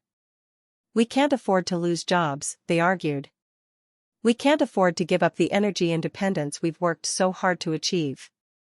Fear-mongering became the weapon of choice, and soon, it wasn't just about whether their idea could work, it was about whether it was even safe. Nyla could feel the weight of the backlash. As a judge, she had spent her career enforcing the law, standing by principles of justice and fairness. But now, standing at the precipice of a much larger battle, she realized the stakes were much higher. This wasn't just a legal battle, it was a moral one. And the forces aligned against them were not just powerful, they were relentless. One afternoon, as Elon sat at his desk reviewing the latest round of media reports, his assistant knocked and entered, handing him a report. He scanned it quickly, his face growing darker with each line. "Another smear campaign," he muttered, tossing the paper aside. Nyla, who had just walked into the room, saw the frustration in his eyes. "How bad is it?" "It's everywhere," Elon replied, running a hand through his hair. "They're twisting every word we've said, framing us as extremists, as people who want to tear down everything that's worked for centuries." Nyla sat down across from him, her expression calm but determined. "It's part of the process. They're afraid of what we represent. But they're making it personal," Elon said, his voice tense. "They're going after us, not just our ideas. They're trying to turn the public against us, to make us seem like we're out of touch with reality." Nyla paused, her eyes narrowing. That's what they always do when they're losing. They attack the messenger because they can't attack the message. Elon leaned back in his chair, his fingers drumming on the desk. I know. But it doesn't make it easier. These are the same people who've been controlling everything for years, and now they're scared because we're offering something new, something they can't control. Nyla nodded. Fear is a powerful weapon. But it's also the last line of defense. If we can push through it, we'll show people that change is possible. And when people see that change is possible, they'll come around. Elon looked up at her, his eyes reflecting a quiet resolve. We can't give up. No matter how hard it gets, we have to keep going. Despite the growing backlash, Elon and Nyla's movement continued to gain support, albeit in quieter corners. Grassroots organizations, environmental groups, and small but determined activists began rallying behind their cause. The message of global cooperation, sustainability, and justice resonated with people who had grown tired of the old systems, the ones that seemed designed to keep the rich rich and the poor poor. One evening, Nyla attended a secret meeting of activists and social reformers. The room was small, filled with people from various walks of life, all united by a shared desire to see change. Nyla stood at the front, addressing the group. We know what's at stake, she said, her voice steady. The resistance we face is not just from corporations and politicians. It's from a system that's been in place for generations. But we're here because we believe there's another way. A way forward that puts people first. A way forward that doesn't leave anyone behind. The room was silent for a moment, and then someone from the back raised their hand. But how do we fight this system? They have the money, the power, the influence. Nyla met the person's gaze, her response clear. We fight with what they don't have. We fight with people. We fight with hearts and minds. This isn't a battle of money or power, it's a battle for the soul of humanity. And the people, when they're united, are unstoppable. The group nodded, their resolve growing stronger. They were ready to do whatever it took to see this vision become reality. But they knew it wouldn't be easy. They would have to fight through the darkness, through the resistance, and through the fear. Back at SpaceX, Elon stood before a group of engineers. He could feel the weight of the world bearing down on him. The media was relentless, and the pressure to deliver on their promises was mounting. We're not just building rockets or electric cars anymore, he said to his team. We're building a future. A future that gives people hope.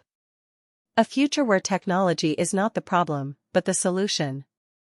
His engineers looked back at him, determination in their eyes. We're with you, Elon, one of them said. We'll make it happen. And for the first time in a long time, Elon felt a glimmer of confidence. Despite the resistance, despite the challenges ahead, he realized something crucial. They had already begun something that could not be undone.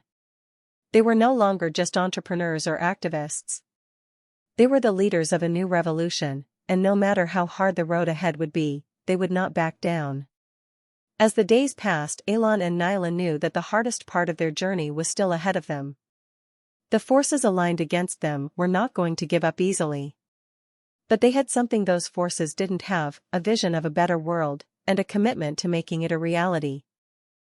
It wasn't just about changing systems, it was about changing hearts and minds.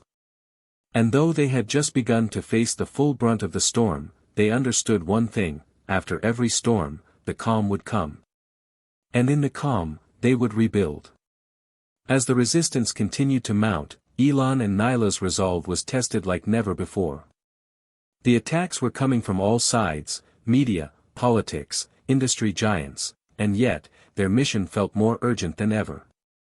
They were no longer just facing the forces of opposition in the open. Now, they had to contend with more covert attacks, as unseen hands worked behind the scenes to undermine their movement. It was one evening when the first whispers of the hidden alliances reached them. Elon had just wrapped up a long day of meetings, trying to balance the conflicting pressures of his various ventures. As he sat in his office, staring at a map of the world and the different regions his Humanity First initiative was impacting, a notification popped up on his screen. It was an encrypted message from an anonymous source. "They're coming for you. Your initiative is a threat, and the old powers won't let you succeed. But there's more to this than you know. Watch your back." Elon sat back, his mind racing. The message had no clear sender, no trail to follow. But something about it felt real, and it sent a chill down his spine. He quickly forwarded the message to Nyla, hoping to get her insight. Within minutes, Nyla called him. "We have to be careful," she said, her voice low but steady. "There's a network of powerful players who want to maintain control. And they're not just going to sit back and watch us take over the world stage." Elon knew she was right. They had made enemies of some of the most powerful people in the world, and while the open attacks from the media and politicians were expected, this was different. The message implied something more sinister, something beneath the surface. That night, Elon and Nyla met with their most trusted allies, engineers, activists, and legal experts, at a private location. Nyla's legal team had been working tirelessly to prepare for potential legal battles, while Elon's tech teams were focused on finding ways to scale the new energy grid faster. But now, they all realized that the stakes were much higher. "We need to get ahead of whatever's happening," Elon said, pacing around the room. "If they're organizing behind the scenes, we need to expose it." One of Nyla's advisors, a former intelligence officer with experience in counterterrorism, spoke up. "We've been monitoring patterns in the media and political discourse. There's an organized effort to discredit you both, but we've also noticed something else. There are strange connections between certain people in high places. People who should be at odds with each other, but are aligning against you. I'm talking about corporations, government agencies, and even some influential judges." Nyla's brow furrowed. "Are you saying these groups are working together?" "It looks like it. But it's not just about you two. They're afraid of the change you represent. This goes beyond just stopping your project, it's about maintaining the status quo." The realization hit like a thunderclap. Their opponents were not just reacting to the Humanity First initiative, they were actively organizing to ensure that nothing would disrupt the old world order. "We need to build a counter-network," Nyla said, her voice firm.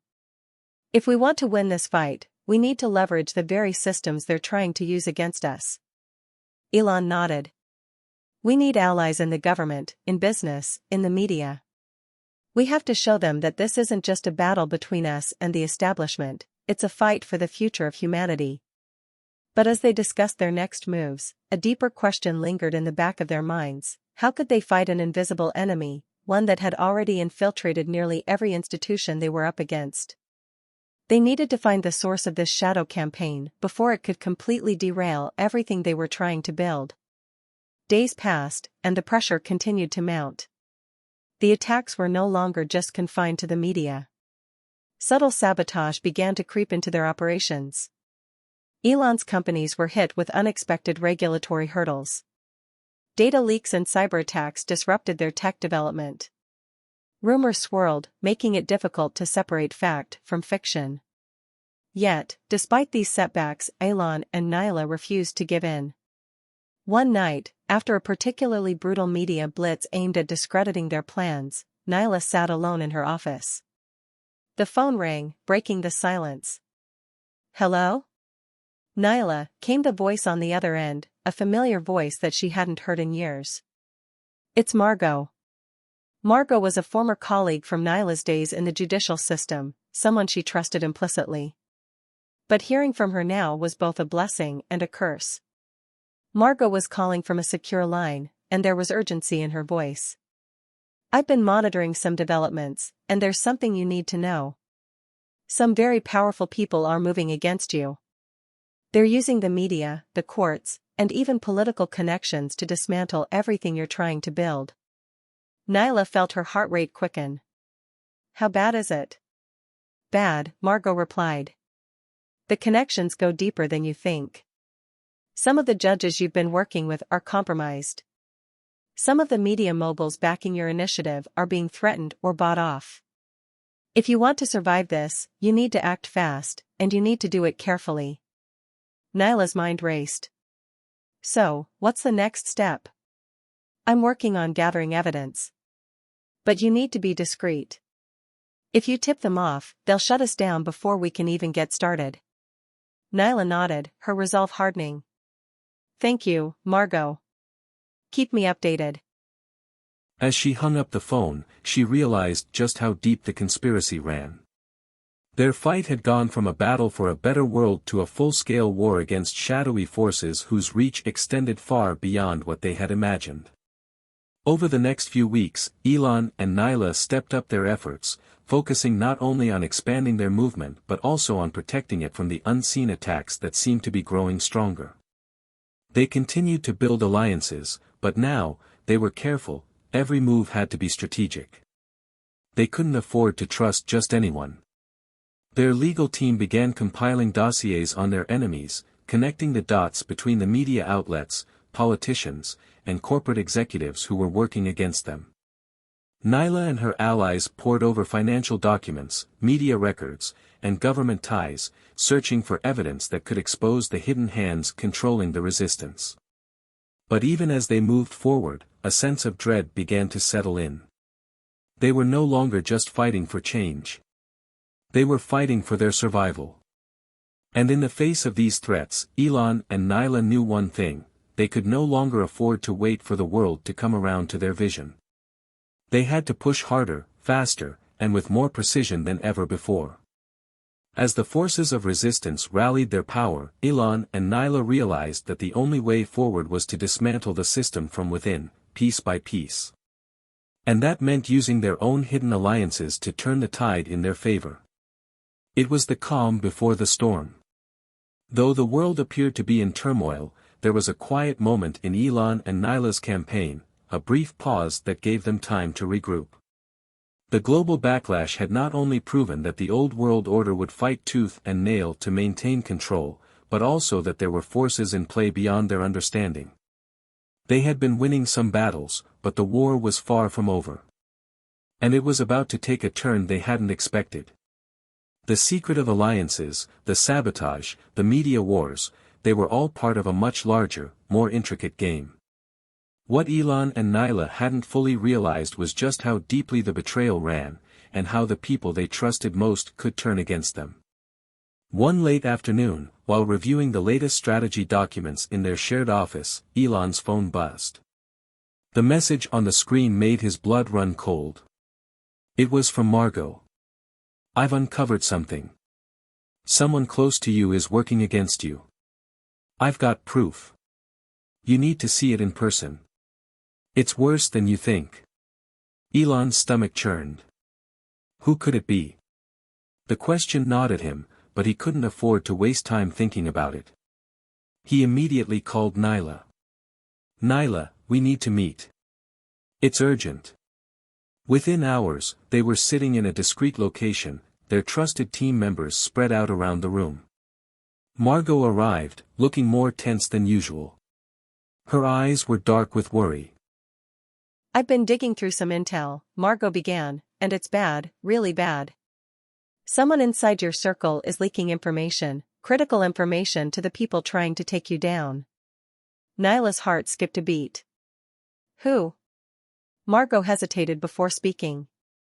"I'm sorry to be the one to tell you this, but it's someone you wouldn't suspect. It's Caleb." Caleb. Elon's right-hand man, the one who had been instrumental in their tech development and a close confidant for years. The person who had helped build their dream from the ground up. The shock of the revelation was like a punch to the gut.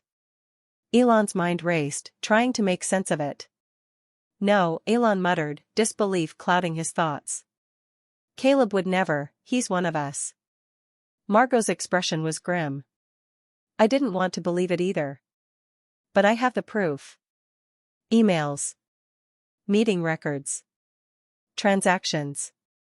He's been in touch with several of the people behind the resistance, providing them with insider information about your operations, your plans, your next moves. It's all right here." Elon's eyes scanned the documents Margot handed him, each one more damning than the last. He felt the ground slip from beneath him. The betrayal was raw, personal. The person who had helped bring the vision to life was now the very person who might destroy it. The room was heavy with silence as Elon and Nyla absorbed the magnitude of the situation. How could they have missed it? Caleb had always been loyal, always seemed to have their best interests at heart. But now, it was clear, they had been blind to the cracks forming within their own ranks. "This changes everything," Nyla said, her voice steady but filled with sorrow. "If Caleb is working with them, then we're at a serious disadvantage. He knows everything about us, our plans, our weaknesses." Elon clenched his fists. "We can't let him destroy what we've built. Not after everything we've sacrificed." "Do you want to confront him?" Margot asked, her voice low. "No," Elon replied sharply. "We can't afford to make this public. Not yet. We need to be strategic." Margot nodded. "I agree. We need to act quickly but carefully. If he's truly working with them, confronting him could give him the chance to destroy all the work you've done." Elon looked at Nyla, and in that moment they both understood. The fight for their future had just gotten far more complicated. They couldn't just battle corporations and politicians anymore, they had to navigate the treacherous waters of deception within their own team. "We have to find out what Caleb is really up to," Elon said. "And we have to do it before it's too late." Nyla nodded, her eyes cold with resolve. "We'll need to gather more evidence. If Caleb is the traitor, then we need to ensure we have everything we need to expose him without causing chaos." The following days were filled with tension. Elon and Nyla moved carefully, balancing their external battles with the silent war erupting within their own ranks. Every conversation, every meeting with their trusted team, was now clouded with suspicion. Caleb seemed unaware of their growing doubt, continuing to push forward with plans for expanding their initiative. His actions seemed no different than before, but every word he spoke now felt like a potential lie. Behind the scenes, Nyla's team worked around the clock to trace Caleb's communications, to dig into every transaction, every meeting. They couldn't afford to make a single mistake. If they confronted him too early, they risked tipping him off and causing him to bury the evidence or destroy their credibility. But the evidence kept mounting. As the hours stretched into days, it became clear that Caleb had not only been feeding information to the opposition, but had also been siphoning off funds, money that should have gone into the initiative's growth. Nyla couldn't believe it.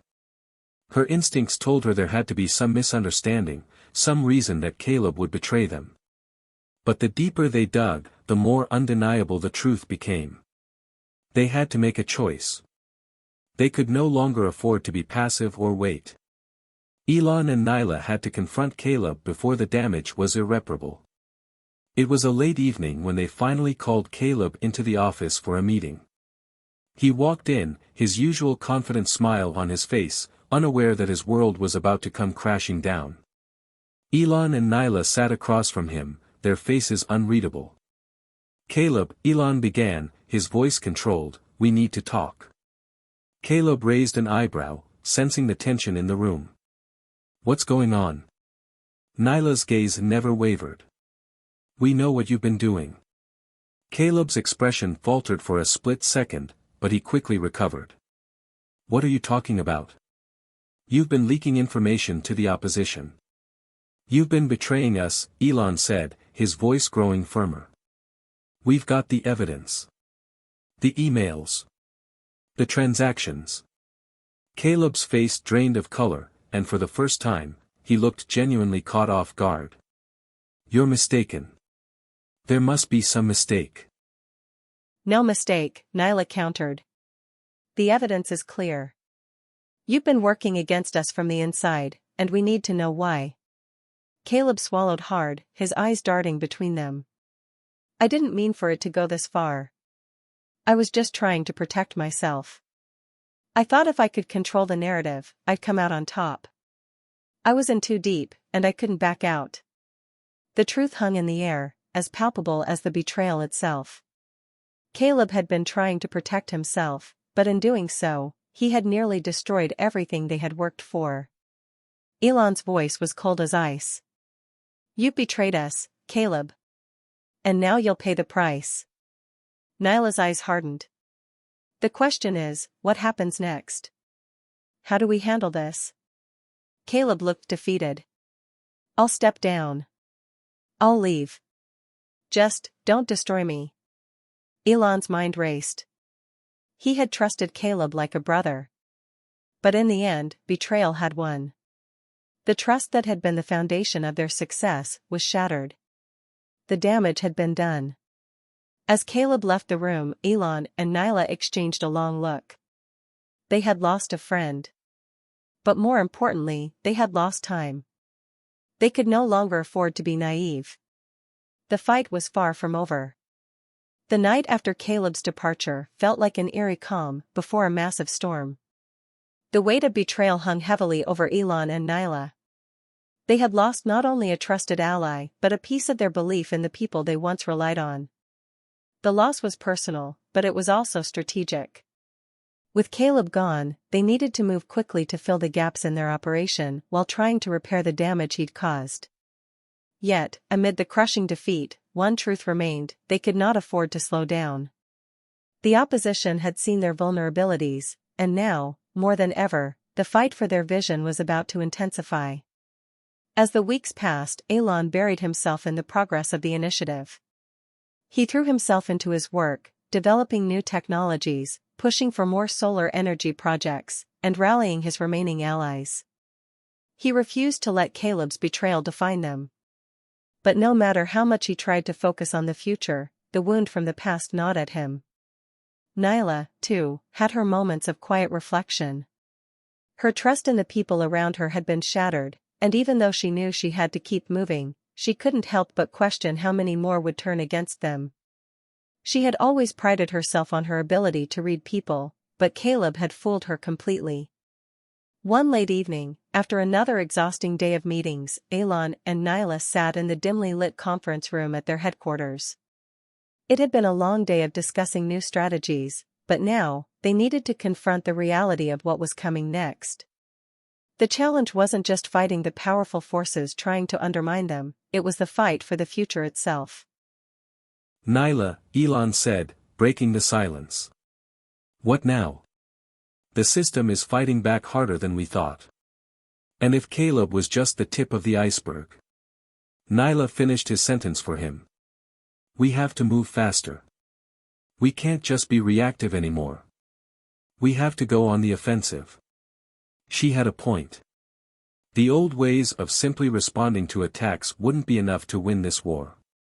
They needed a plan that would completely disrupt their enemies and force them into a position where they couldn't control the narrative. The following weeks were a blur of strategy meetings, legal preparations, and behind-the-scenes maneuvering. Elon and Nyla knew they had to take the fight to their enemies, to expose the corruption and secrecy that had been woven into the very fabric of their opposition. But in doing so, they had to be careful. Any wrong move, any misstep, could give their enemies the upper hand. As they began laying out their plans, one thing became clear: the stakes had never been higher. The system they were up against was vast and deeply entrenched. It wasn't just corporations, politicians, or the media, it was a network of individuals with ties reaching into every corner of power. The deeper they dug, the more they realized how far-reaching their enemy's influence was. That's when Nyla received an unexpected visit from an old colleague, someone she had known from her time in the legal world. Sylvia was a former high-ranking legal official who had recently stepped away from the system, but Nyla had always trusted her instincts. Sylvia had kept a low profile, but now, she had come to Nyla with critical information. "Sylvia," Nyla said, shaking her head in disbelief. "I didn't expect to see you here. What's going on?" Sylvia's eyes were sharp and focused, but there was a hint of urgency in her tone. "I've been watching. The network you're up against, it's far more organized than we originally thought. There's a plan in motion to completely dismantle your movement, and it's not just political. It's personal." Nyla listened carefully, already feeling the weight of Sylvia's words. They're using every tool at their disposal: court rulings, media campaigns, financial pressure. But there's more to it. They've got people inside your circle. People who have been feeding them information for months.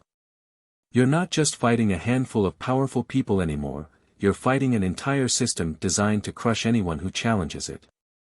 Elon, who had joined the meeting, exchanged a glance with Nyla. The realization was devastating, but also galvanizing. The enemy wasn't just reacting to them, it was actively setting traps, laying out a web of deception designed to suffocate them. "We need to know who they are," Elon said, his voice resolute. "We need to expose every last one of them." Sylvia nodded. "That's the problem. They've covered their tracks well. But there's one thing they didn't anticipate: you too." Elon and Nyla exchanged a curious glance. "What do you mean?" Nyla asked. Sylvia leaned forward, her eyes intense. "They underestimated your ability to adapt. To think beyond what they see. You're not just building a movement, you're building a new world. And that's what terrifies them. But they won't back down. They'll do anything to stop you." Nyla felt the familiar fire of determination spark in her chest. "Then we'll just have to make sure they can't." As the days went by, Elon and Nyla doubled down on their efforts, employing a range of tactics to counter the forces working against them. Their campaign for the Humanity First initiative was gaining traction, but the opposition wasn't backing down. In fact, they were now targeting key members of their team, trying to divide them, isolate them, and stoke paranoia within their ranks. The media had gone into overdrive, launching smear campaigns against the movement. Elon and Nyla were portrayed as radicals, dangerous visionaries who wanted to upend the world as it was known. But despite the onslaught, they knew the message of their initiative was gaining more supporters. The tide was turning in their favor, but the battle was far from won. In response, Nyla initiated a covert operation to expose the true nature of the opposition. She began working with a select group of investigators to gather damning evidence, tracking the financial ties, phone records, and covert meetings of the key players behind the smear campaigns. They were carefully piecing together a puzzle that could shatter the illusion of the system's invincibility. But with each discovery, the risks grew. The people they were up against were dangerous, and they knew it. Their next move had to be perfect. Any misstep could bring everything crashing down. One night, as the team sat around a table in their headquarters, reviewing the latest findings, Elon and Nyla exchanged a glance. It was clear they were both thinking the same thing. "We've come this far," Elon said, breaking the silence. "But we can't wait any longer. The truth needs to come out now." Nyla's eyes were determined. "We're ready. Let's expose them." And with that decision, the course of their battle shifted. It was no longer about playing defense. They were going on the offensive. The fight was no longer just about their vision, it was about survival. And they had no intention of backing down. As the storm raged on, Elon and Nyla knew that the reckoning was coming. The system that had tried to crush them was about to learn that they were not easily defeated. The fight for the future was just beginning. It had been weeks since the moment Nyla and Elon made the decision to go on the offensive. They had gathered enough evidence, enough intel, to expose the truth behind the people working against them. The only problem now was timing. The stakes were higher than they had ever been, and any slip-up could cost them everything.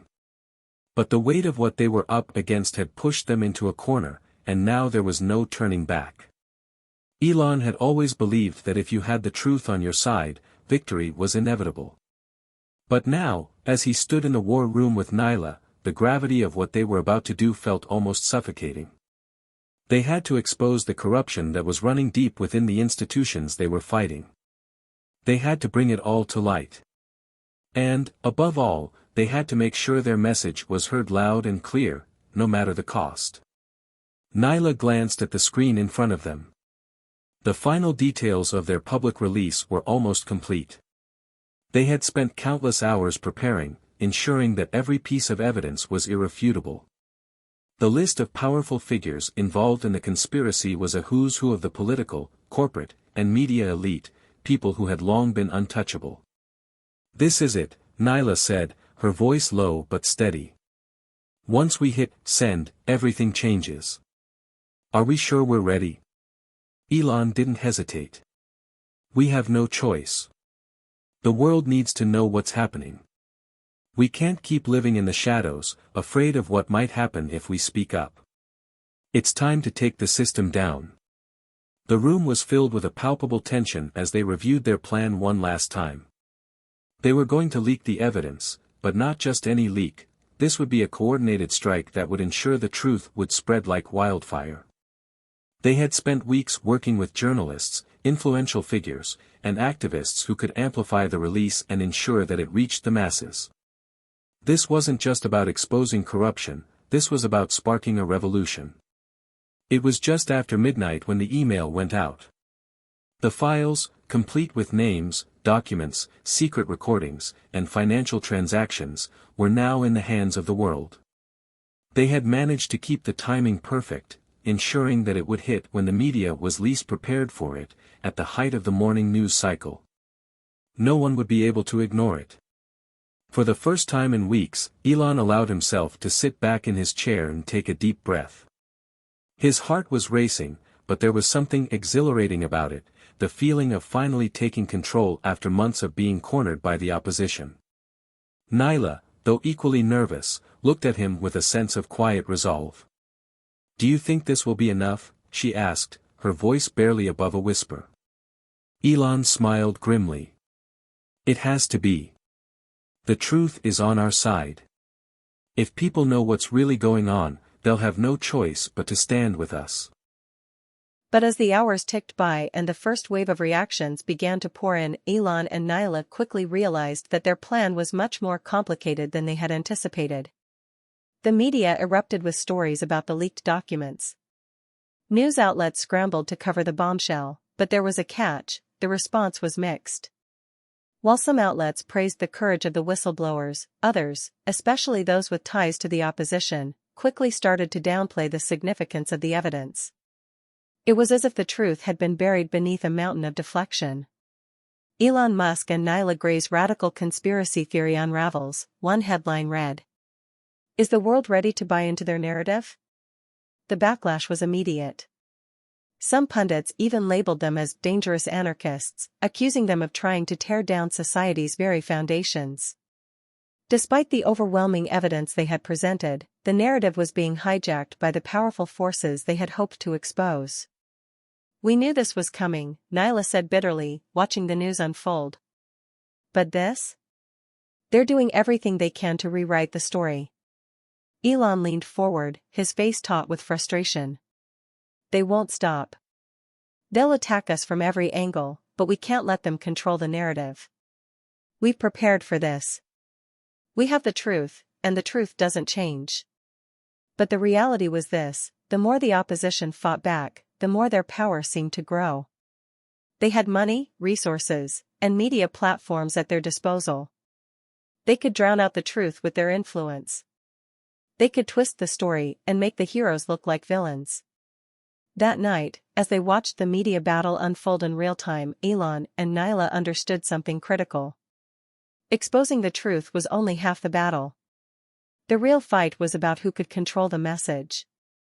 As the weeks dragged on, it became clear that the opposition was using its full weight to destroy their credibility. The legal battles escalated, as court cases were filed against them to discredit their findings.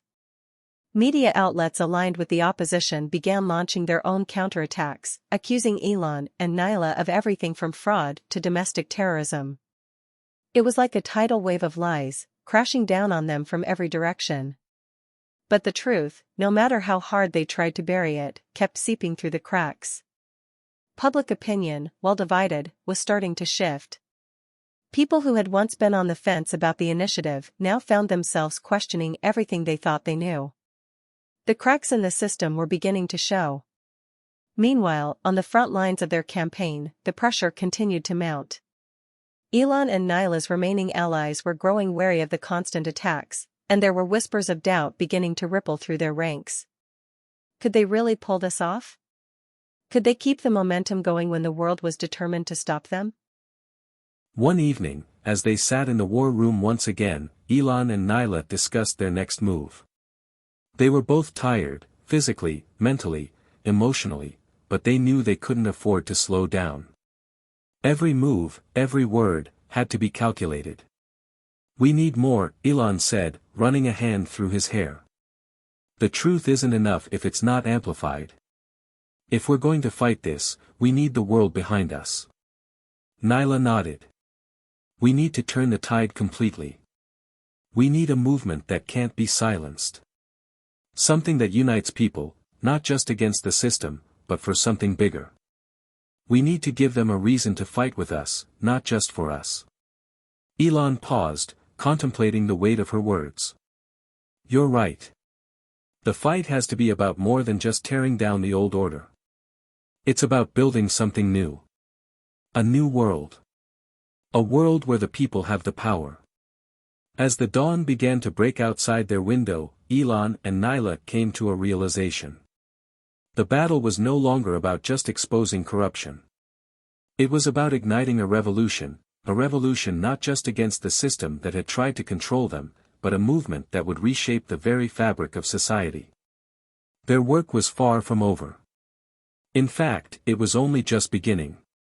As the media storm surrounding Elon and Nyla reached its fever pitch, something unexpected began to happen. The tidal wave of lies and attacks that had been used to undermine them started to backfire. While the media and the powerful elite fought tooth and nail to control the narrative, more and more ordinary people started to question what they were being told. At first, the backlash was overwhelming.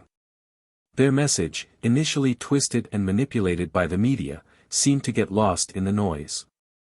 But as the days turned into weeks, cracks began to appear in the facade. The truth had a way of seeping into the cracks, and before long, people started asking questions. What were they so afraid of? Why were they going to such great lengths to silence Elon and Nyla? The seeds of doubt were being planted, and what had begun as a smear campaign against them started to grow into something much more powerful, an awakening. It was one evening, just before sunset, when Elon and Nyla stood on the rooftop of their headquarters, looking out over the city. The skyline shimmered in the golden light, and for a brief moment, the weight of their struggle felt just a little lighter. "You know," Nyla said quietly, "I wasn't sure this would ever happen. I thought maybe we were just too small, too outmatched." Elon turned to her with a rare smile, though it was tempered by the exhaustion of their relentless campaign. "We've been up against a system that's been built over decades. It was always going to be hard. But you were right. We didn't just need to expose the truth. We needed to give people something to fight for." Nyla nodded, her eyes scanning the horizon. "It's like a slow burn. At first, no one paid attention. Then, they started listening. And now, they're starting to believe." The words hung in the air as both of them realized the gravity of the shift. They hadn't just been battling a corrupt system, they had sparked something far bigger than themselves, a movement. Across the country, the effects of the leaked information were beginning to be felt. Grassroots organizations were springing up in cities everywhere, demanding transparency and accountability from the very institutions that had tried to destroy Elon and Nyla. The truth about the corruption, deceit, and manipulation had begun to resonate with the masses. The more people knew, the more they rallied around the cause. But the opposition wasn't giving up. They had money, power, and influence on their side, and they weren't about to let a small but growing rebellion topple the empire they had worked so hard to build. The war was far from over. But now, Elon and Nyla had something they didn't before: momentum. The next few weeks were a blur of activity. The revolution, if it could be called that, was in full swing. People from all walks of life had united under one banner: the fight for a fair, just world, where power was not concentrated in the hands of the few, but shared among the many. Elon and Nyla were no longer just visionaries, they were symbols of resistance. They had become the faces of a global movement that was challenging the very structures of society. One night, after a rally in New York City that had drawn tens of thousands of supporters, Elon and Nyla returned to their hotel suite. The streets below were alive with energy, but inside, they both felt a sense of quiet urgency. "We're gaining ground," Nyla said as she flipped through reports from their field teams. "The people are with us, Elon. But we're not out of the woods yet. The opposition is still strong, and they'll fight back harder than ever now that they know we're a real threat." Elon paced the room, deep in thought. "They'll try everything they can to crush us. Legal action, media manipulation, economic pressure. But we can't back down now. We've come too far." Nyla put the papers down and looked him in the eye. "We need to take the next step. We need to make sure they can't silence us. We need to expose them once and for all, show the world exactly who they are, what they've done, and why they need to be stopped." It was a bold move, but it was the only one that made sense. They couldn't just play defense anymore. If they were going to win, they needed to strike at the heart of the system. They needed to go beyond just the leaks, beyond the media battle. They needed to show the world that their enemies were not invincible, and that the people had the power to dismantle the very system that had been oppressing them for generations. The next phase of their plan was set into motion. Elon and Nyla knew they had to be strategic. They had the truth on their side, but they also had to find a way to make it undeniable. This meant gathering irrefutable proof of the systemic corruption that had been so expertly hidden for years. They launched a covert operation to infiltrate the institutions of power, working with insiders who were willing to risk everything for the cause. They knew that the more they exposed, the more dangerous the battle would become, but they had no choice. It was do or die. As they gathered more evidence, they began to strategize their next public move. They would release a full exposé, detailing the inner workings of the corrupt system that had worked tirelessly to stifle progress, wealth, and power in the hands of the few. This wasn't just about exposing individuals, it was about exposing the entire network, the infrastructure that kept society broken. They worked tirelessly, carefully selecting the right moment to release their findings. The pressure was immense, but they were more determined than ever. It was the night before the big reveal, and Elon and Nyla sat alone in their hotel room, a quiet silence filling the space between them. The weight of what was about to happen hung heavy in the air. Nyla broke the silence. "Tomorrow's the day, huh?" Elon looked out the window, watching the lights of the city below. "It's been a long time coming. But yes, tomorrow is the day." For a moment, neither of them said anything. They both knew that what they were about to do would change everything. There was no going back. "We've already won in a lot of ways," Nyla said, her voice almost a whisper. "The people know the truth now. They're on our side. The revolution has already started." Elon turned to her, his expression one of quiet resolve. "The revolution isn't just about changing the system. It's about giving people the power to take control of their own futures. We've just begun." Nyla smiled, feeling a surge of determination. "Then let's make sure they know it." As the clock ticked down to midnight, Elon and Nyla prepared for the final phase of their plan. They knew the world would be watching, and they were ready. Tomorrow, the truth would no longer be denied. Tomorrow, the revolution would go global. And nothing could stop it. The morning broke with an uneasy calm. It was a crisp, clear day, but inside their headquarters, the air was thick with anticipation. The moment had arrived.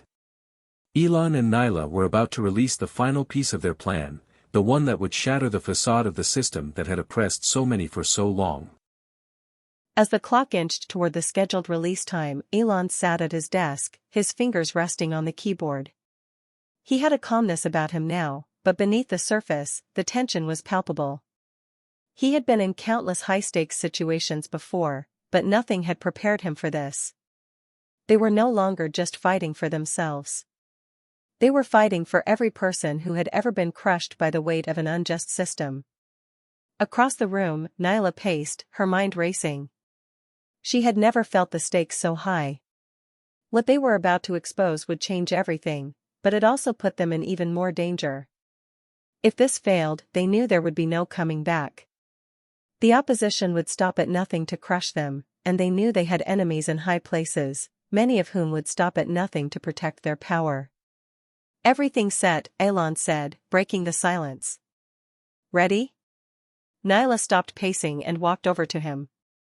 Are we ever really ready for something like this? She asked with a wry smile, though her eyes were filled with the same determination that had driven them this far. Elon looked at her, a flash of warmth in his gaze. Maybe not. But we don't have a choice. This is bigger than us. Nyla nodded. Let's do it, then. Together, they pressed send on the final leak. The files, the evidence, everything they had uncovered, was now live. The entire world would see the depth of the corruption, the lies, and the manipulation that had been taking place behind closed doors for decades. The media frenzy was immediate. Within minutes of the release, news outlets began scrambling to cover the explosive revelations. The files revealed a vast network of corruption, spanning the highest levels of government, business, and media. The names of those involved were shocking: politicians, CEOs, even respected public figures, all connected to a web of deceit and criminal activity. The evidence was irrefutable. The people in power could no longer deny the truth. The world could see it with their own eyes. There were no more excuses, no more lies they could hide behind. But even as the truth spread like wildfire, the opposition mobilized. Powerful figures from all corners of society began attacking Elon and Nyla with everything they had. Smear campaigns ramped up, and high-profile lawyers were brought in to discredit the evidence. They accused Elon and Nyla of hacking, manipulation, and even espionage. The attacks were relentless, but the people were waking up. The more the opposition fought to suppress the truth, the more the public grew angry. The movement had gained momentum, and the truth was now too powerful to be buried. In the streets, protests erupted. People from all walks of life took to the streets, demanding justice. In every major city, massive crowds gathered, holding signs that read, "The truth will set us free," and "End the corruption." For the first time in history, people were standing united, not just against the system, but for something bigger: the right to have their voices heard, the right to a world free of corruption. Nyla stood before a crowd in Washington, D.C., her voice loud and clear as she addressed the people. "This is our moment," she said, her words reverberating through the air. "They've tried to silence us, they've tried to control us, but now we know the truth. And we won't stop until we have a world that is fair for everyone, not just the powerful few." The crowd erupted in cheers, the energy palpable. People were rallying around a cause that was no longer just about exposing corruption, it was about reclaiming their power. Elon, standing beside her, knew that this was the turning point. This was where it all changed. But as the protests spread and the opposition ramped up their attacks, the fight became more intense. Elon and Nyla's movement was now a full-scale revolution, and it was shaking the very foundation of the established order. The opposition fought back with everything they had. Media outlets ran stories claiming that the protests were chaos and anarchy, trying to paint the movement as something dangerous. Police forces, backed by private security firms hired by the opposition, began cracking down on protesters. But the more the government and the powerful elite tried to suppress the movement, the more they alienated the very people they were supposed to protect. The people were no longer afraid. In the midst of all the chaos, Elon and Nyla knew that they couldn't let the opposition regain control. They had to push forward. This was their moment to reshape the world, once and for all. They strategized their next move, working tirelessly to ensure that the movement couldn't be silenced. They needed to keep the pressure on, keep the people in the streets, and keep the truth in the headlines. The world was watching, and they had to make sure the opposition couldn't manipulate the narrative again. But the pressure was beginning to take its toll. Both Elon and Nyla felt the weight of everything on their shoulders. The attacks, the legal battles, the constant media firestorms, it was exhausting. And yet, they knew they couldn't stop now. How much longer can we keep this up?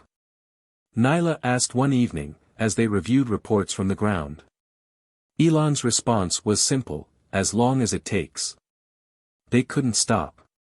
Not when they were so close. Not when they had already risked so much. The final blow had been struck, and now they had to make sure it counted. As the weeks passed, the opposition began to show cracks. Public opinion continued to shift in favor of the movement. People were no longer willing to accept the lies they had been told for so long. The truth had spread too far, and the power of the people was undeniable. Elon and Nyla knew the endgame was near. The battle was almost won, but the cost had been high. There would be no going back from here. The revolution had already begun, and the world would never be the same again. They stood on the precipice of something greater than themselves, something they had fought for with every ounce of their being. The system was broken, and the people had spoken. The question now wasn't whether they would win, it was what the world would look like when the dust settled. And for the first time in a long while, Elon and Nyla were beginning to believe that maybe, just maybe, the world would be better for it. The days following the explosive release were a blur of chaos and determination. What had begun as an insurmountable fight against an entrenched system of power was now a rapidly accelerating movement, with each passing day bringing new revelations, new battles, and a swelling sea of support. The streets continued to swell with protesters, mothers, fathers, children, people from every walk of life who had finally realized that the systems that were supposed to protect them were the very ones that had been oppressing them. And Elon and Nyla stood at the forefront of this tidal wave, leading them toward a new world. But as the movement grew, so did the resistance from the old guard, and the stakes were higher than ever. The opposition had become more desperate. Every tool in their arsenal was brought to bear: media smear campaigns, false arrests, economic sabotage. But what they hadn't accounted for was the sheer power of the people, ordinary citizens who had been awakened by the truth and were now willing to stand up and fight for it. Elon sat in a dimly lit war room at their headquarters, staring at a wall lined with monitors, flashing images from protests across the globe. There were voices of dissent from every corner of society, and as the weeks wore on, the cracks in the establishment's armor widened. But despite their growing strength, the tension was still thick. Elon had always known the opposition wouldn't go down quietly. The powerful elites had too much at stake to allow their world to crumble without a fight. He glanced across the room at Nyla, who was pacing again, the weight of it all settling into her posture. "This is it," she said, stopping and looking him dead in the eye. "We can't just be reactive anymore. We need to go on the offensive. The truth's out, but we need to make sure they can't spin it back into their favor." Elon nodded, leaning back in his chair. "What are you thinking?" "We take the narrative back," Nyla replied, her voice steady. "We go public, bigger than we've ever gone before. Broadcast the evidence ourselves, not through intermediaries who could twist it. We need to control the message entirely." She had a point. There was no time to waste. The opposition had already started pushing their own false narrative once again, but this time, it wouldn't be enough to simply counteract their lies with more leaks and accusations. They needed to step into the spotlight themselves and speak directly to the world. Elon stood, pushing his chair back. "I'm in. Let's make it happen." Within hours, a global broadcast was set in motion. Using encrypted channels and secure satellite networks, Elon and Nyla prepared to speak directly to the people, to the world. They would reveal more than just the evidence they'd already released, they would expose the full extent of the corruption, with direct video footage, interviews with insiders, and hard-hitting data that the opposition couldn't deny. The team worked tirelessly, preparing every piece of information, verifying facts, and ensuring that everything they broadcast would be unassailable. This wasn't just about showing what had been done wrong, it was about giving the people the power to act on what they now knew. When the time came, they stood side by side, ready to face the camera. Elon's face was calm, his usual composure in place. Nyla's expression was one of quiet resolve, but there was a fire in her eyes. This was the moment that would define everything. The broadcast went live. The message was simple, yet devastating. They laid out the truth for the world, step by step, not shying away from the ugliness that had been concealed for so long.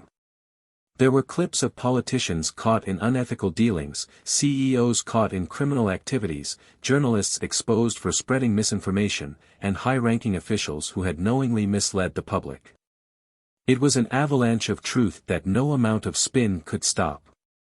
The most shocking of all was the visual evidence, a clandestine meeting, captured on hidden cameras, where the masterminds behind the entire system discussed their plans to manipulate world economies, control populations, and stifle any opposition. The broadcast wasn't just an exposé, it was a direct challenge to the entire system. The world was watching, and they were hearing the truth from the very people who had fought to expose it. In the streets, there was an uproar. People watched in disbelief, some in anger, others in stunned silence, as the footage played across every screen. Social media exploded. The hashtag started trending worldwide, and within minutes, the conversation shifted from the question of whether the accusations were true to one of what would come next. Protests grew in size and intensity, but this time, the protesters were not just demanding answers, they were demanding action. The weight of public outrage reached a boiling point. Governments that had long been complacent in maintaining the status quo were now faced with a unified global voice. They could no longer ignore the people who were demanding change. But even as the world reacted, the opposition was not idle. They mobilized their last-ditch efforts, deploying their most trusted allies to fight back. They launched disinformation campaigns to try and discredit the broadcast, but it was too late, the evidence was already out there. They tried to paint Elon and Nyla as extremists, as radicals, as threats to global security. But no one was buying it anymore. The tide had turned, and the movement had reached critical mass. It wasn't just the media or the governments that Elon and Nyla had to contend with anymore. They had become symbols of something far larger, an uprising that wasn't confined to a single country or movement. This was a revolution of the mind, a rejection of systems that had failed the people. But the cost was high. Behind the scenes, Elon and Nyla faced mounting pressure. Their safety was compromised. The opposition wasn't just going to let them walk away unscathed. There were whispers of more dangerous moves, sabotage, false charges, even assassination attempts. Elon had long known that his fight would come with personal risks, but the reality of it was still sobering. They had known from the start that their revolution was bigger than themselves, but as the stakes grew, so did the danger. "Are we really ready for this?" Nyla asked, the weight of it all finally catching up with her in a rare moment of vulnerability. Elon turned to her, his expression unreadable. "We're as ready as we can be. But we can't stop now. We're fighting for a future where no one has to go through what we've been through, where no one else has to fight this fight. We're already too deep into it to back down." Nyla took a breath, nodding in agreement. "Then let's make sure we're ready for whatever comes next." As the world watched, the revolution continued to unfold. The future remained uncertain, and the risks were immense. But Elon and Nyla had already changed the world, they had opened the floodgates, and now, there was no going back. The system had been cracked wide open, and the fight for the future was just beginning. And they were ready to lead the charge. The sun had barely risen, but the world felt different. The air was charged, electric with the energy of what had transpired in the past few weeks. What had begun as a battle between Elon and Nyla against a corrupt system had now morphed into a global movement, a revolution that had taken on a life of its own. The fight was far from over, but the change was undeniable. In every corner of the globe, from the bustling streets of New York to the quiet villages in the remote corners of the world, people were waking up. The truth had been exposed, and there was no turning back. The walls that had once separated the powerful from the powerless were crumbling. The people had found their voices. But even with all the victories, Elon and Nyla knew the hardest part was just beginning. The opposition had not been defeated. They were only lying in wait, preparing their next move. The people who had built their empires on lies and manipulation were not about to relinquish their power without a fight. And Elon and Nyla could feel the pressure mounting. Every decision they made, every word they spoke, carried the weight of the world on their shoulders. Inside their headquarters, the mood was one of cautious optimism. The team had worked tirelessly to keep the momentum going, making sure that the truth remained at the forefront of the global conversation. But now, the question was, what came next? Nyla was the first to speak. The world is awake, but we can't just wait for them to fix it themselves. We have to show them the way forward. We need a vision, something to unite the people under one cause. Elon leaned forward, his brow furrowed in thought. I agree. But how do we offer them something tangible? We've exposed the corruption, but we need to show them what comes next. How do we rebuild a system that has been broken for so long? Nyla paced, her mind racing. It's not just about rebuilding the system. It's about building something new. A new world where transparency, equality, and accountability are the foundation. But to get there, we need to show the people that they have the power to create change. We need to shift the narrative from one of resistance to one of creation. It can't just be about tearing down the old system, it has to be about building a new one. Elon stood up, a spark of determination in his eyes. You're right. We can't just be the people who expose the lies. We need to be the architects of the future. We need to lead the charge in creating a new world. That afternoon, Elon and Nyla made an announcement to the world, a global summit to be held in a month, where leaders from every country, activist groups, and ordinary citizens could come together to lay the foundation for a new world order. They would discuss ideas, share visions, and work together to create a blueprint for the future, a future built on the ideals of justice, transparency, and equality. The response was overwhelming. People from all walks of life, politicians, activists, entrepreneurs, students, reached out, eager to participate in the summit. The momentum that had been building for weeks reached a fever pitch. The world was ready for change, and now, there was a plan to make it happen. But the summit was not without its challenges. There were still powerful forces trying to discredit the movement, still factions trying to maintain the old ways. As the summit date drew nearer, the tension grew. Elon and Nyla knew they had to be prepared for anything. They had come this far, and they couldn't afford to falter now.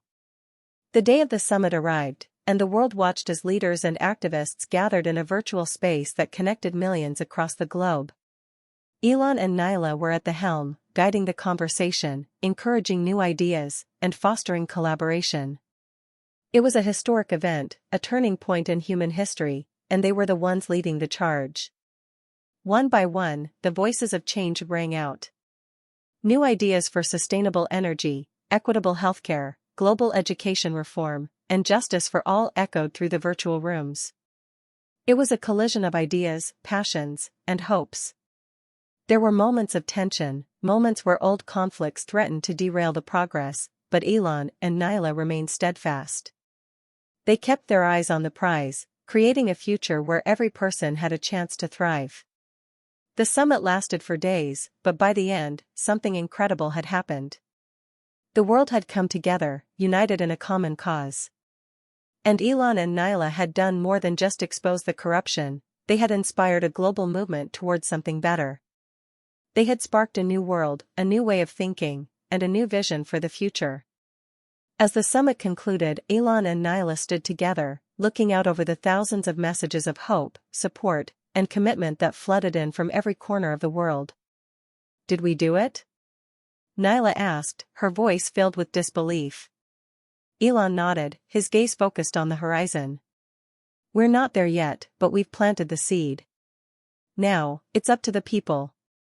This is just the beginning. The two of them stood in silence for a moment, reflecting on the journey they had taken, the hardships, the risks, the sacrifices, but also the hope that had emerged from it all. They had faced impossible odds, fought against an entrenched system, and exposed the truth. But now, they had done something even more incredible. They had given the world a vision for something better. And the world was listening. As the days turned into weeks and months, the movement continued to grow. Change began to take root.